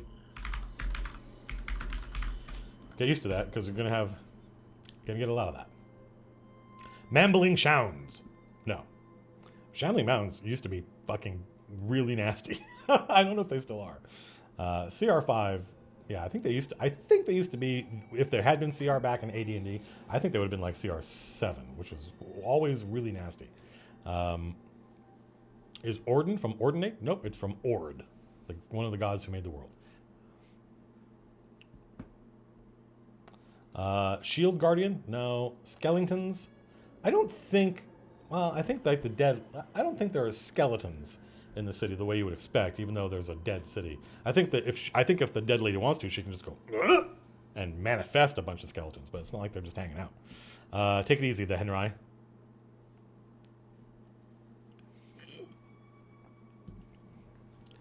They neutered the Tarask. Well, we can unneuter them. Warforged? Well, we're not at W yet. Slod! Are there Slod-eye in the city? I love Slod, and I love this Conceptopolis art for the Slod. But are there any in the city? No. Spectre? No, I don't think so. I don't think there are specters in the city the way you can find shadows and revenants in the dead city. Sphinx? Is there a Sphinx in the city? Yeah, probably. Is there a Spink in the city? Surely you mean Sphinx. No, I mean one of them. One Spink, many Sphinx. I guess I should pronounce it right. Or spell it right.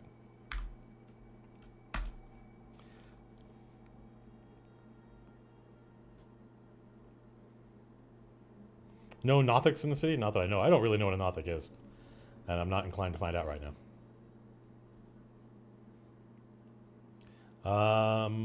Sturge. Sprites. No, I don't think so. Sprites? No, we've already got Dryads. Succubus, Incubus. I told you folks know the story about how like 3 times in a row I tricked my friend Jim. I think the 3rd time was mostly being like, screw it. But 3 different times I tricked Jim with a succubus. Euler rocks. I fell. There are too many powers in the city. Well, it's not your city, bro. You don't have to live there. The Trask. There is not a Trask in the city. Are there Thrycreen in the city? No. No, my world does not have Thrycreen in it.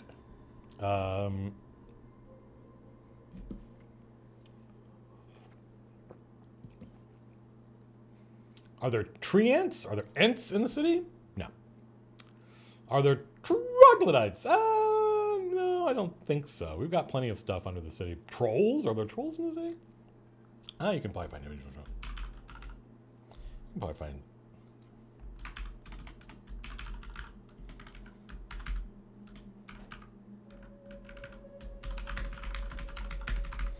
Part of the culture, part of the night culture of the city that goes around cleaning stuff up, making a living, stopping all the poo from piling up. Are there Bumber Hulks in the city? No. Not in the sense you mean. They're monsters. Those guys are monsters. Are there unicorns in the city? No. No. Are there vampires? Yes, of course there are vampires. We've already met one of them.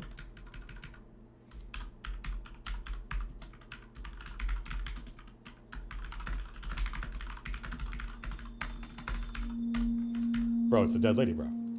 Bro.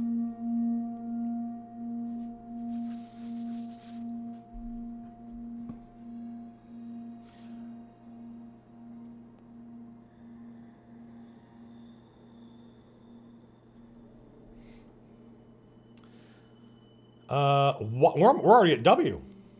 Water weird? That's weird. No. Whites? Yeah, there are whites in the city. 100%.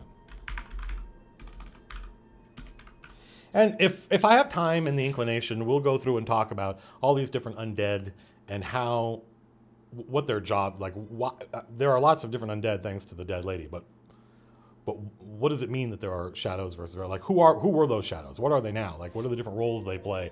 Do they have organizations? Do they have names and stuff like that? We'll have to figure all that out. We'll probably, if I had more time, we would do a deep dive on each house, which we should do at some point. And doing the deep dive on the dead lady, we'd learn a lot about all these different undead and how they work and how they've become normalized. It turns out you can normalize a lot of things. And the people of Capital, especially the ones in the part, this is a huge city. The people that live near the dead city are just getting used to the fact that it's been like, I don't know, months or years. Whites are, there's definitely an enclave of whites.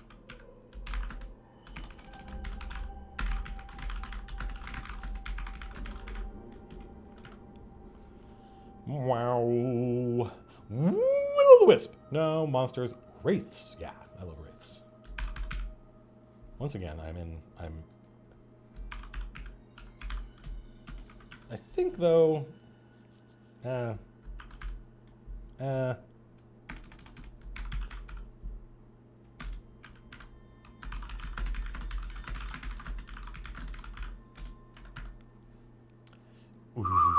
Wyvern? Why not Vern? Zorn? No, Zorn are monsters. Well, actually, Zorn aren't monsters. Zorn apparently they're like intelligent creatures. But I don't think there are any of them in the Yeti? No. No. Yuan-Ti?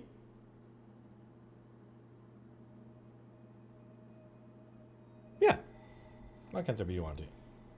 We might learn some, be about to learn something important about a place in Yuan. I think there's a group of Yuan-Ti. Exiles from... That's not how you spell exiles. Exiles from Ix.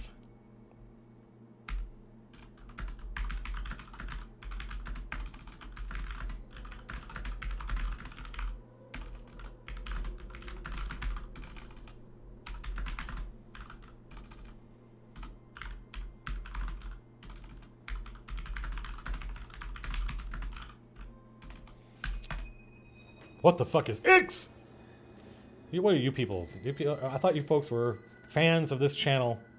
I thought you people were fans of this channel and my content, and you don't know what Ix is. Ix is the giant island chain. It's huge. I think like the main island is as big as like India. It's this huge island chain below the Bale Sea. Every good fantasy universe needs a giant maelstrom in it, and mine's no different. And they're referenced in Strongholds and Followers. They're like an Aztec mashup place. There are dinosaurs down there, and the humans down there are telepathic.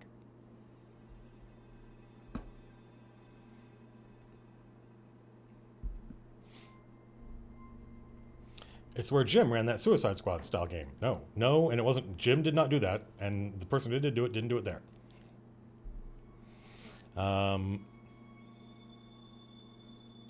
So yeah, there are UNT. There's a faction of UNT Snake Men in the city.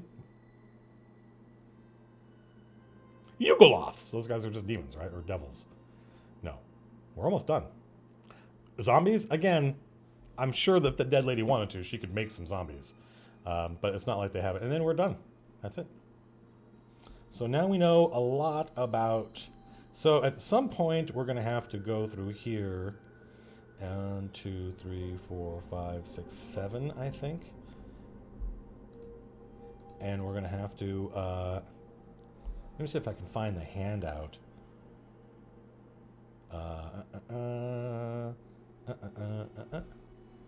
Up. Let's see.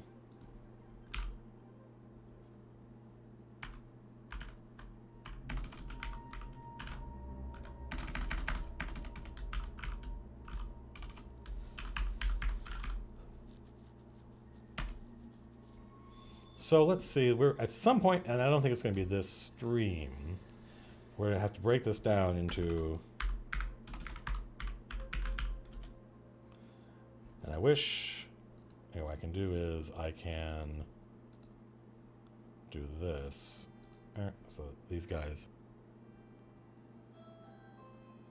stand by, nobody go anywhere.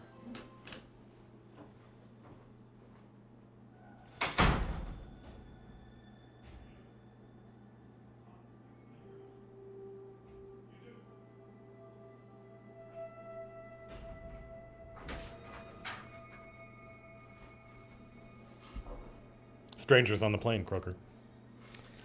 So at some point, you know, these guys. There's a lot of these guys. Riojans. Oh yeah, a ton of those motherfuckers because it's their city.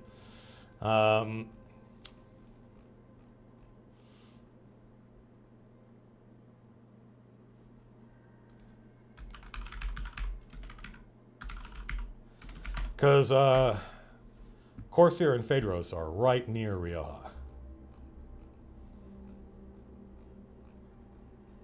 Basloria.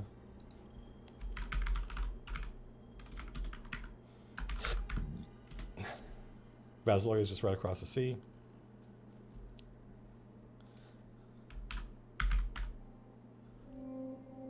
Vanderman. A few. Those guys, most of those guys don't even know that there's a world outside their area.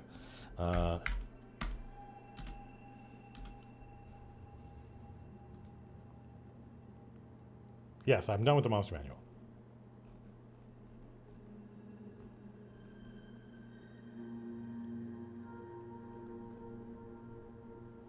What are these guys called? Did I figure that out? The Chemhor, right. I think they're Chemites. I think that's what they're called. There's a few. There's actually a bunch of those. We're gonna need our own dominant minority enclave group individuals just for the different ethnicities, just for the different cultures in Orden. But there's a lot of trade. Like the Vanir men are probably the only guys, and the Ixians. There's no Ixians. Ixians. Let's put those guys in. Are there any Ixians in here? No. Ixites. Nope. There are none of those guys in the city. Those are other guys. They're like Stone Age people, basically. They don't have that kind of technology.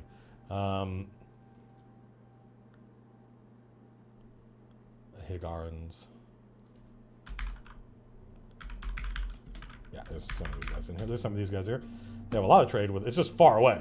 They have a lot of trade with it, but this is far away. And we'll at some point. Ix, is that it? Yep, that's it. Okay. So, I mean, we're done. There's obviously more work to do in figuring out who these people are.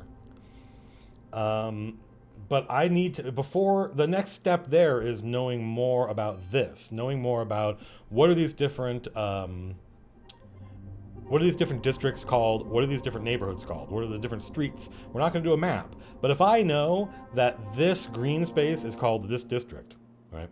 And that each of these little areas has their own name, each of these neighborhoods has their own name, and I know what the major streets are, then I could run something there. And I know the demography of it. Then I can run something there, and it'll sound like I know what I'm talking about, right? Even though I don't actually know where these streets are or where they lead. I don't need to, right?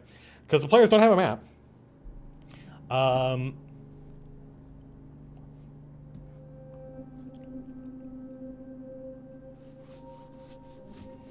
So Snipe Gerziwa says, by introducing all these races as being acceptable to be the verb. Any worry of players wanting a character of these more exotic races? No. Players want to play exotic races because it's a fantasy game. But I don't think that has anything to do with the setting they're in. Some players think it's cool to play a non-human. Some players think it's stupid to play a non-human. That's what it comes down to. Are there tabaxi? I don't think so. I don't even know if there are any tabaxi in my setting. Those are the cat dudes, right? Actually, I think there are tabaxi in my setting. Or there's something in my setting that's like a tabaxi. There's, I literally just had this open. Why is it not acting like I...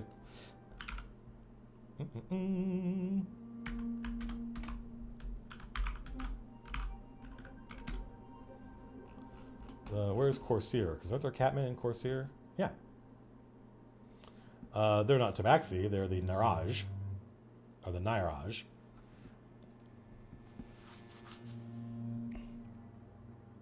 So, how literate are the different groups? Well, I mean, what do you mean, which, well, I mean, that's a long question. There are Badgermen. There are Badgermen in Vazloria. But not in any Goliath in there? No, I don't think there are Goliath in this part of the world.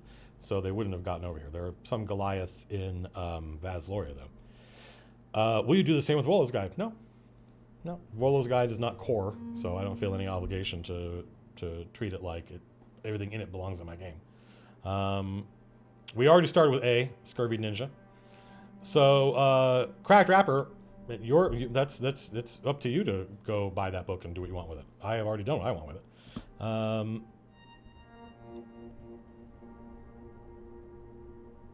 I actually don't know anything about Tabaxi, Merrick Z, so you're going to have to answer that yourself, unfortunately.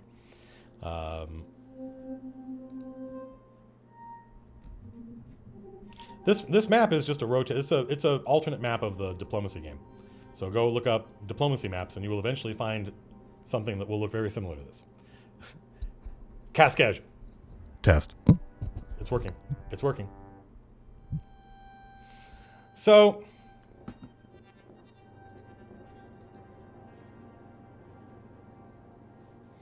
are there any Urmen in the game setting? Yeah, they're called orcs. Have your players started working on the characters yet? Yes, they are done. They have made their characters. So, yeah, I mean, I hate to disappoint you folks, but a big part of these streams, sometimes we streamed for like 4 hours last week. A big part of these streams is setting goals and knowing when I'm done with one section, right? And then knowing what the next section is. So definitely we need to dive in on these guys and figure out who are the elves in the city. But in order to do that, I need to know more about the places they can be. Right, I need to know more about the different neighborhoods and the different cities. So that's probably going to be the next stream. The next stream is going to be figuring out, or I may do that, like I said, I may do that on my own, and figure out, are there different human ethnicities? Yeah, that's what this was. That's the last thing we did, is we did some kind of vague, not a lot of robust work on how much you can find of each of these guys in the city. No, we're not going to play NetHack right now, but we might play NetHack later tonight.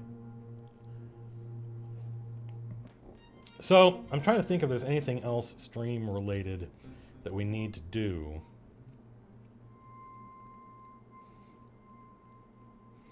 And did I achieve what I wanted to? And we know a lot about, we know more about this. Every time we do this, we're learning more about the city. So, yeah, this document won't be finished, I don't think, until after we know more about the city. So what else is there to do? Like, definitely need to know about the locations and stuff like that. And businesses and organizations is probably going to be its own stream, because there's going to be a lot of fun coming up with names for like taverns and magic shops and stuff like that.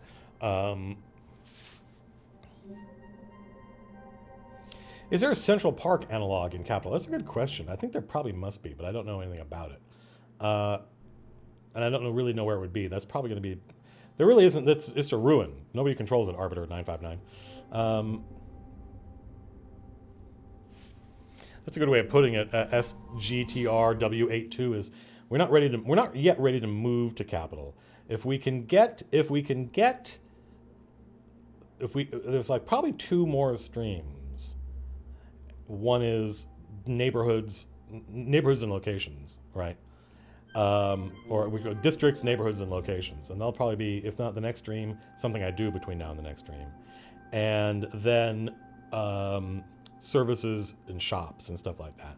Because if we know, I know this is called the docks, for instance. If we know what the 1, 2, 3, 4, 5, 6 different neighborhoods in the docks are, if we know what the major streets are in these areas, and if we know what kind of services you can get there and what the names of those stores, shops, industries are, then I think we're ready to go.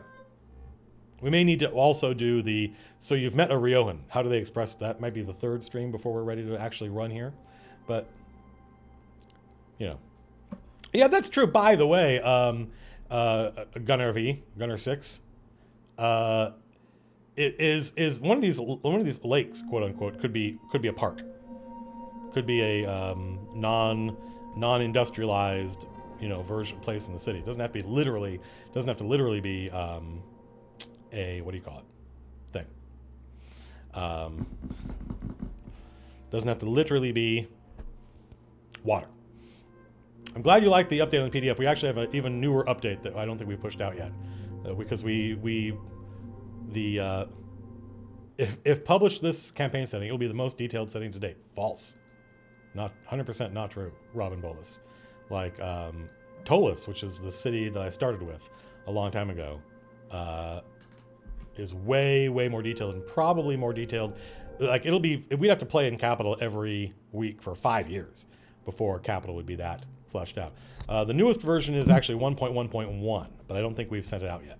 And 1.1.1 corrects a bunch of stuff that people were complaining about, which we patched in. We're talking about Strongholds and Followers, which we patched in because we had to send another file to the printer anyway. So we have not yet begun the process of printing, and it's already January the 12th. It's bad news. But it meant that we got to update the book of the Strongholds and Followers book will have a lot of fixes in it, including it'll have details for what happens to your units after a battle, because that's missing from the book. What happens to your units after a battle. We changed what abilities Gemstone Dragonborn get, because personally I don't think Amplify is a problem. I think people are overlooking the stat mods that Dragonborn get, and if you want to play an int-based melee character, go right ahead. In fact, I think that's cool. I think it's a good reason to do it, because now you can kind of be an int-based monk and still hold your own. But it doesn't really matter. One of the things we learned on Evolve was it doesn't really matter what... we had a lot of metrics on Evolve. We had incredibly good metrics on Evolve. And it showed us how people were playing the game. But the perception, it's a huge difference between the perception and the reality. And overwhelmingly, the perception is that Amplify is a problem. So at that point, we don't get to ship a copy of Matt Colville with every version of the book going, I could have written this in. We might have had enough space. I could have written this in saying, yeah, look, these Dragonborn get crazy psionic abilities, but don't forget they are int-based characters. So, it just gives you more options. And now you can be a high int fighter if you wanted to be. You'd have to be an unarmed fighter, right? And maybe you could have a monk build that would be kind of super cool, because you'd get, for one encounter a day, you get 3d8 to all your melee attacks, but you gave up your +2 to, whatever the monk stat's supposed to be. So we just changed it and I think we gave them distance, because we thought about it, and this is a change we didn't test, so this kind of might be volatile, but distance lets them spend their charges and push people away from them, which is not that big a deal, and also good for int-based characters, tend to be casters, to get melee guys away from them. So it'll be less cool, but have a higher utility value. And so what else did we change? We changed a couple other things. Talked typos and stuff like that. There were definitely a couple of things that I had to like kind of tweak the design of, but I don't remember what it was. Frosty Snibble, you missed the entire stream. SN Snikes. We've been streaming for almost 2 hours, I think, of which probably only about 90 minutes is useful, maybe less. But we got through the monster manual, and we know what different species, what different ancestries can be found. I think species is probably good for this. What different species can be found in Capital. And we also did a little bit of work on which different human ethnicities, since humans are the dominant guys. And we know a little bit of details about like what that there are mephits in the city, and there's a group of them. They run a business. I don't know what that business is. It's gonna be cool though. We know there's a group of mind flayers, not an individual. There's a group. They work for somebody. We know they're ogres here. We know they're orcs. I know a little bit about them, actually, it seems like. There was a Rakshasa. We know a bunch of stuff. So I think, I didn't know how long this was going to take. I thought it might take a while. I thought we might stream for another 4 hours today. But we're done. So what I'm going to do is I'm going to go get lunch. It's crazy, right? Madness.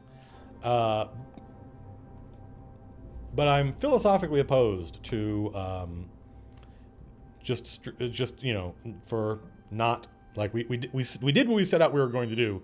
Let's end the meeting because otherwise these things can go on forever. So I guess we'll probably play NetHack later tonight. I will. Don't worry, Scurvy Ninja. You will. So Scurvy Ninja asks, if you tell us when the first session is, we can book it off work. You'll know about a week before we stream. A week before we stream, we will announce that we're streaming next week. It's going to be a weeknight, and it's not going to be a Thursday. So, and at some point we will. I don't know. Etains. I'm not sure when we will do it. I'm not even sure that we will do it, but I'm pretty sure we'll do it. So we're not yet at a point. People want access to this stuff, and I understand that. But I don't yet think this is at a point where it's organized enough to be human parsable to leave my computer.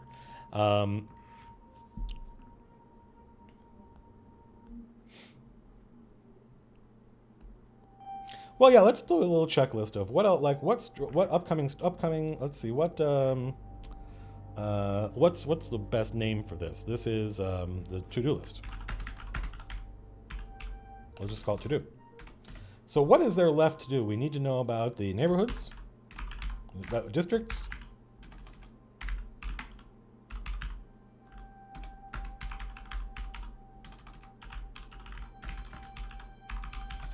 I just want to know what the names of the streets are. I don't even need to know physically where they are. I just want to be able to say, if you go down this street and turn left on here, and the players will be like, oh, that sounds good. And, I just made that up, but I had the street names written down. And so they'll be consistent, and we could even start doing like basic maps of the city and go, okay, let's put these streets that we already named, let's put them in here. And we can imagine that there's, a couple different categories. There's going to be a lot of these, by the way. This is going to be one of the things that could take hours and be really tedious. That's what I mean by doing off stream. So we may do it like offline. Because it's not going to be fun or interactive. Bad Twitch content. I fundamentally believe that good Twitch content is interactive in some way. So we need to know neighborhoods, districts, and streets. What was the other things I said? We need to know, organizations. We need to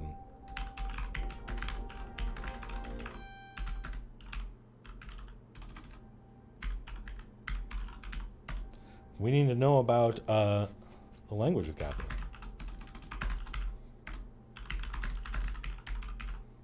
Right? When you meet a Riojan, and even like a lot of in the demography here, right? We have people from all over the world come to Capital, but a lot of the people, like a lot of the Phaedrons, the Corsarians, the Vaslorians, a lot of these guys, they are of Phaedron descent, but they might be third or fourth generation citizens of Capital, so they look like a Macedonian Greek, but they speak with a Riojan accent, and they are 100% part of Riojan culture.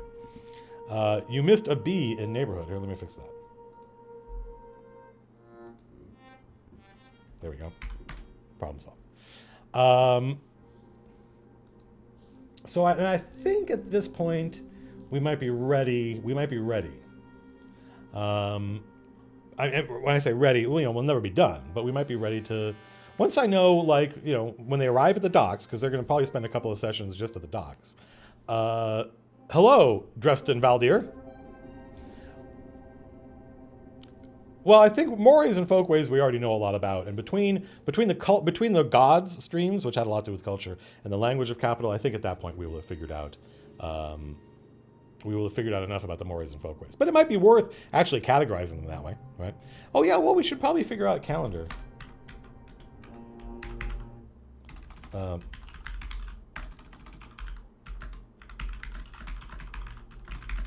Months, days of the week, and holidays. That's kind of thing you would expect to find in a setting book, right? And I need to know like what they call their days of the week. I know all that stuff for Vasloria. Is the language part of capital going to include how they curse? Yes. Oh yeah, absolutely. Capital absolutely feels crowded. It would feel crowded even, I think, it would feel probably more crowded to even a modern American than it would to somebody from history. No, I don't really worry about that. Would you do this level of prep for a non-stream game? Yes. In fact, I do. But it would take a lot less time because I would just be making it up. All the work we've done so far, I could probably get done in a week or two. And so the reason we're streaming it is because I just want to show you folks my process. And that's kind of the idea, is that this is what I would be doing anyway. I once prepped for the last TRS game. I spent weeks prepping the local area, which I already knew a lot about, so it didn't require this much work. But I spent weeks I picked like 5 different adventures and pre-existing adventures. And I went through the normal process of prepping each of those adventures, which is sort of redesigning it, going through and reskinning the entire thing from my world, all notes and everything, magic items, and then who the bad guys are and their relations. Wrote all these letters because I like imagining that the bad guys are always each trying to recruit each other, and so when the players fight one and get the treasure, they also find these notes, and that's how they learn about the other bad guys and what they're up to. That each of these villains is trying to recruit the others into their own version of the Legion of Doom or whatever, and we ran for like a year and a half off of that original prep work. Right, lasted forever. So it's not unusual for me to do quite a lot of prep work before the diplomacy map of capital. Is that a custom map you made? Nope, it's a regular everyday diplomacy map that I got on a website and then I just rotated it. Do you have plans to publish a 5e setting? Nope. That doesn't mean we're not going to, but it does, like, I don't have plans for where I'm going to eat tomorrow, but that doesn't mean I'm not going to eat tomorrow. Magical zoo? I don't think there's a zoo in capital. I don't think they have that tradition of plundering nature and animals for people's amusement. So yeah, I think that's it. Those of you who are not here for the content, those of you who are only here for the stream content, I think that was it. We know, like I said, I've said this a couple times, we know a lot about the demography of capital. We don't know everything. But I think the next step is figuring out where these enclaves, these neighborhoods these guys live in, where are they? And in order to know that, I need to know more about the rest of the city, so we'll figure that. So until later tonight, it took me a sad amount of time to figure out you were saying mores and folkways. Well, there's not a Y in that first one, but you're close. If only because I've literally never heard them anywhere else. Oh, take a sociology class. Now, few things like the journalism class I took, probably the most important class I've taken as a writer. I took a lot of writing class, creative writing. I never took a screenwriting class, but I took a lot of drama classes. That was very useful as a writer. Literature classes, and I took a lot of writing classes. But more valuable than any of them was the journalism class I took. Because holy crap, learning how to write a sentence to express what you're trying to express is a science. And once you can do that, you can do anything. And then certainly when it comes to dungeon mastering, one of the most important classes I ever took was a sociology class. Yeah, we don't know who the other lords of capital are. Next level tabletop, thanks. For those of you who enjoy this content and want to see more of it, I strongly encourage you to subscribe. Or probably the best way to support the channel until we get a Patreon. The best way to, and in fact, even after that, the best way to support the channel is going to be buy Strongholds and Followers. Midweek, Cascadge, I wanted to do a midweek world building stream during the break, but it turns out I didn't really get a break. I was working the whole time. I had one day off, and I slept the entire day, and that was the Sunday before we got back together. Frosty Schnibble, thank you for the sub. So we may still do, that doesn't mean we can't. This is my job now. So we can do a midweek world building stream, but it's tough for me to give myself permission to stream like at, 1 o'clock in the afternoon on a weekday, because Anna, Lars, and Jerry are here, and they need me to get their jobs done. And so I'd have to be like, all y'all fuck off. At which point, why are we all in an office together? They could just go home and do their work at home. And I tend to try to want to get videos done, but actually, you're not going to see a whole lot of content on YouTube between now and when we launch the stream, because I'm busy trying to get the stream ready. But we're going to still try to get 1 or 2 videos done in the next couple of weeks. You're welcome, Goldfinch. I'm glad you're DMing. How much do you make from Priest and Thief compared to Strongholds and Followers? I don't really know, but Strongholds and Followers, Priest and Thief goes into my bank account. Strongholds and Followers goes into MCDMs. You do Foods of Capital? No. I do not. Sounds like a single point of failure. 100%. Yeah, if something happens to Matt Colville, MCDM goes away. Don't get any ideas. Is there a gift option in the shop? Yeah, actually there are. You can get gift cards in our shop. Anna hooked that up, figured that out. Just because we had people asking. It didn't occur to us, but people were like, hey, I want to be able to, and I was like, okay. I am both the MC and the DM of MCDM. Thank you for the bits. Next Level Tabletop. And I am also glad you have the means. Is MCDM on the stock market? No. You go talk to Elon Musk about taking your company public. It's a terrible idea, I think. Although there may be good reasons to do it, but we're, I would imagine, many, many years away from anything like that happening. But that would just mean losing control of the company. What would be that? The reason companies have to lay people off is not because they aren't making money. The reason companies have to lay people off is because they promised their stockholders they were going to make this much, and they only made this much, and they've got to be held. And the stockholders are like, well, I could have invested my money in this other company that would have given me this return on my investment. Oh, don't do that. Here, we'll fire a third of our employees. Look at that. Look at all the money we just saved. Yay! And you're like, so no, that's not a situation we ever want to get ourselves into. Will you ever do a behind the sheets episode? I'm not sure what that is. You mean like a designer diary?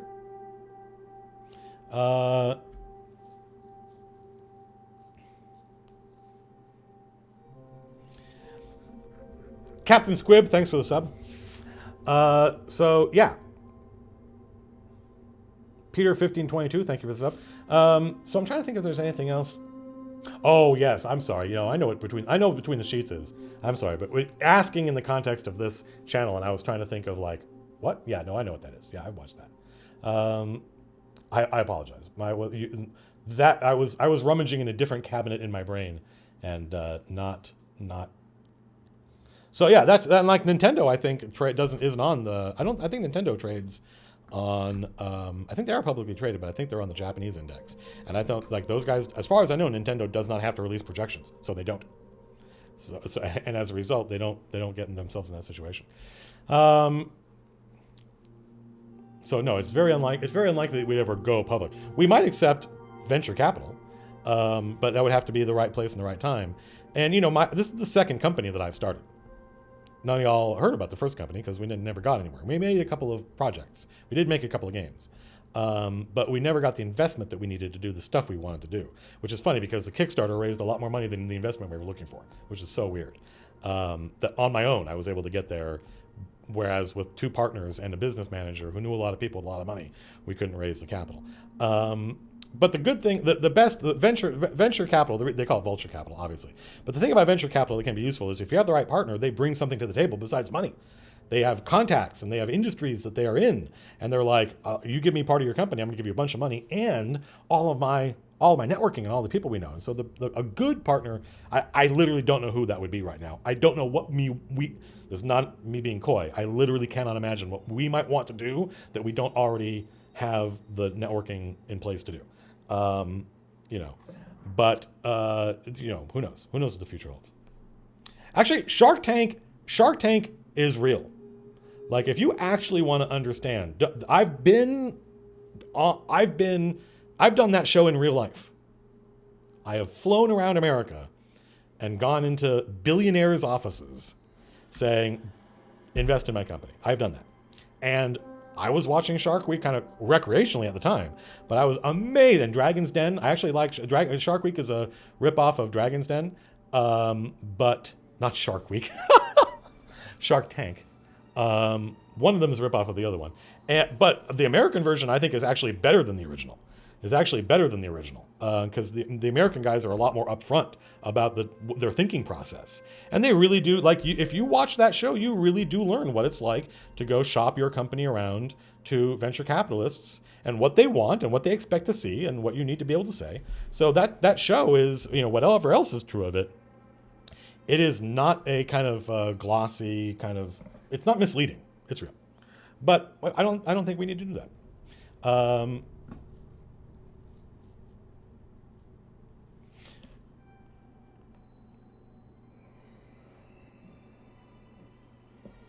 GMJF Quirk.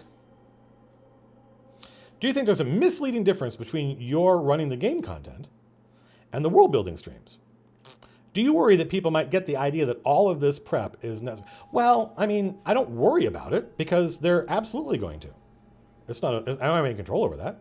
Absolutely, people are going to watch this. I don't think many. People are going to watch this and go, oh, I guess this is what I have to do. I guess if I want to run D&D, I have to do all this stuff.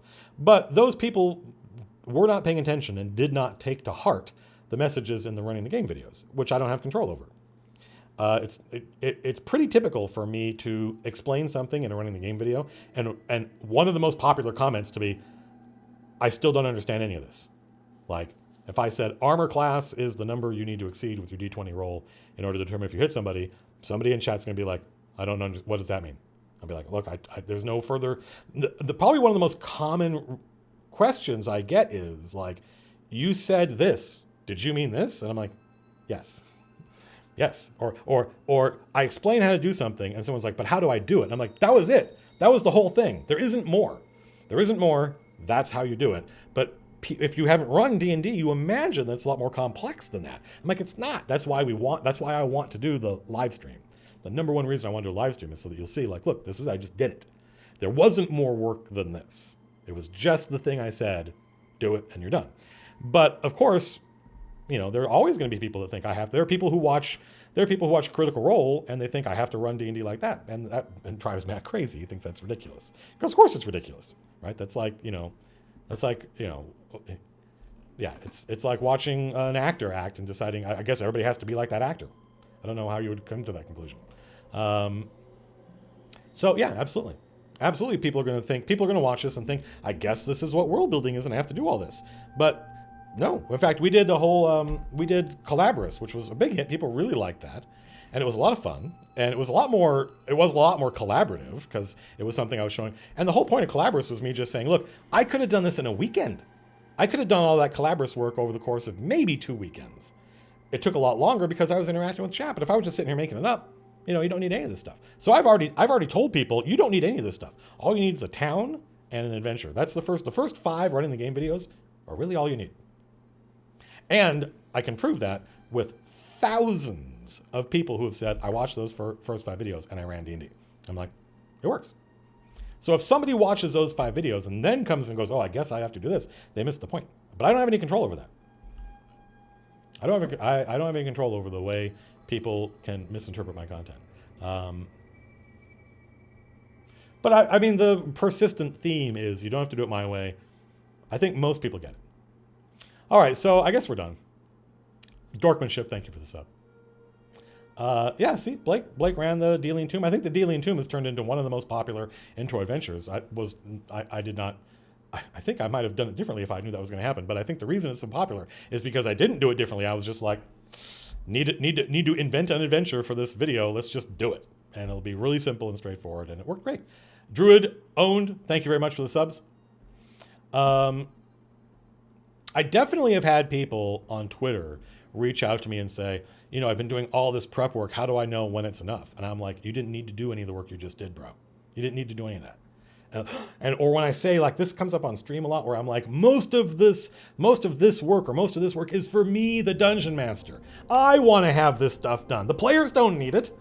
I could just describe the boat pulls up to Capital. It's a big, cool city. You see some flying carpets walking around. There's a stone giant on the docks, and the humans all come in different shapes and sizes. And the smell, there's the smell of the sea air and the fish, but there's also this weird smell, the tannery. It's they're boiling horses down somewhere.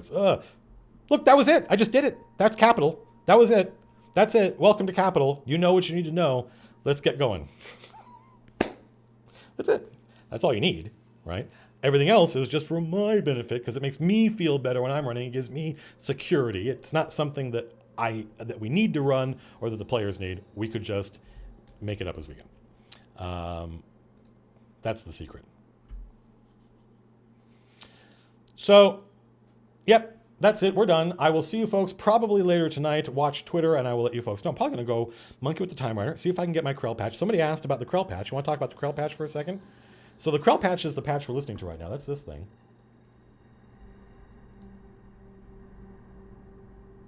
Let's wait for it to do something cool. No, it will not be on YouTube. Maybe.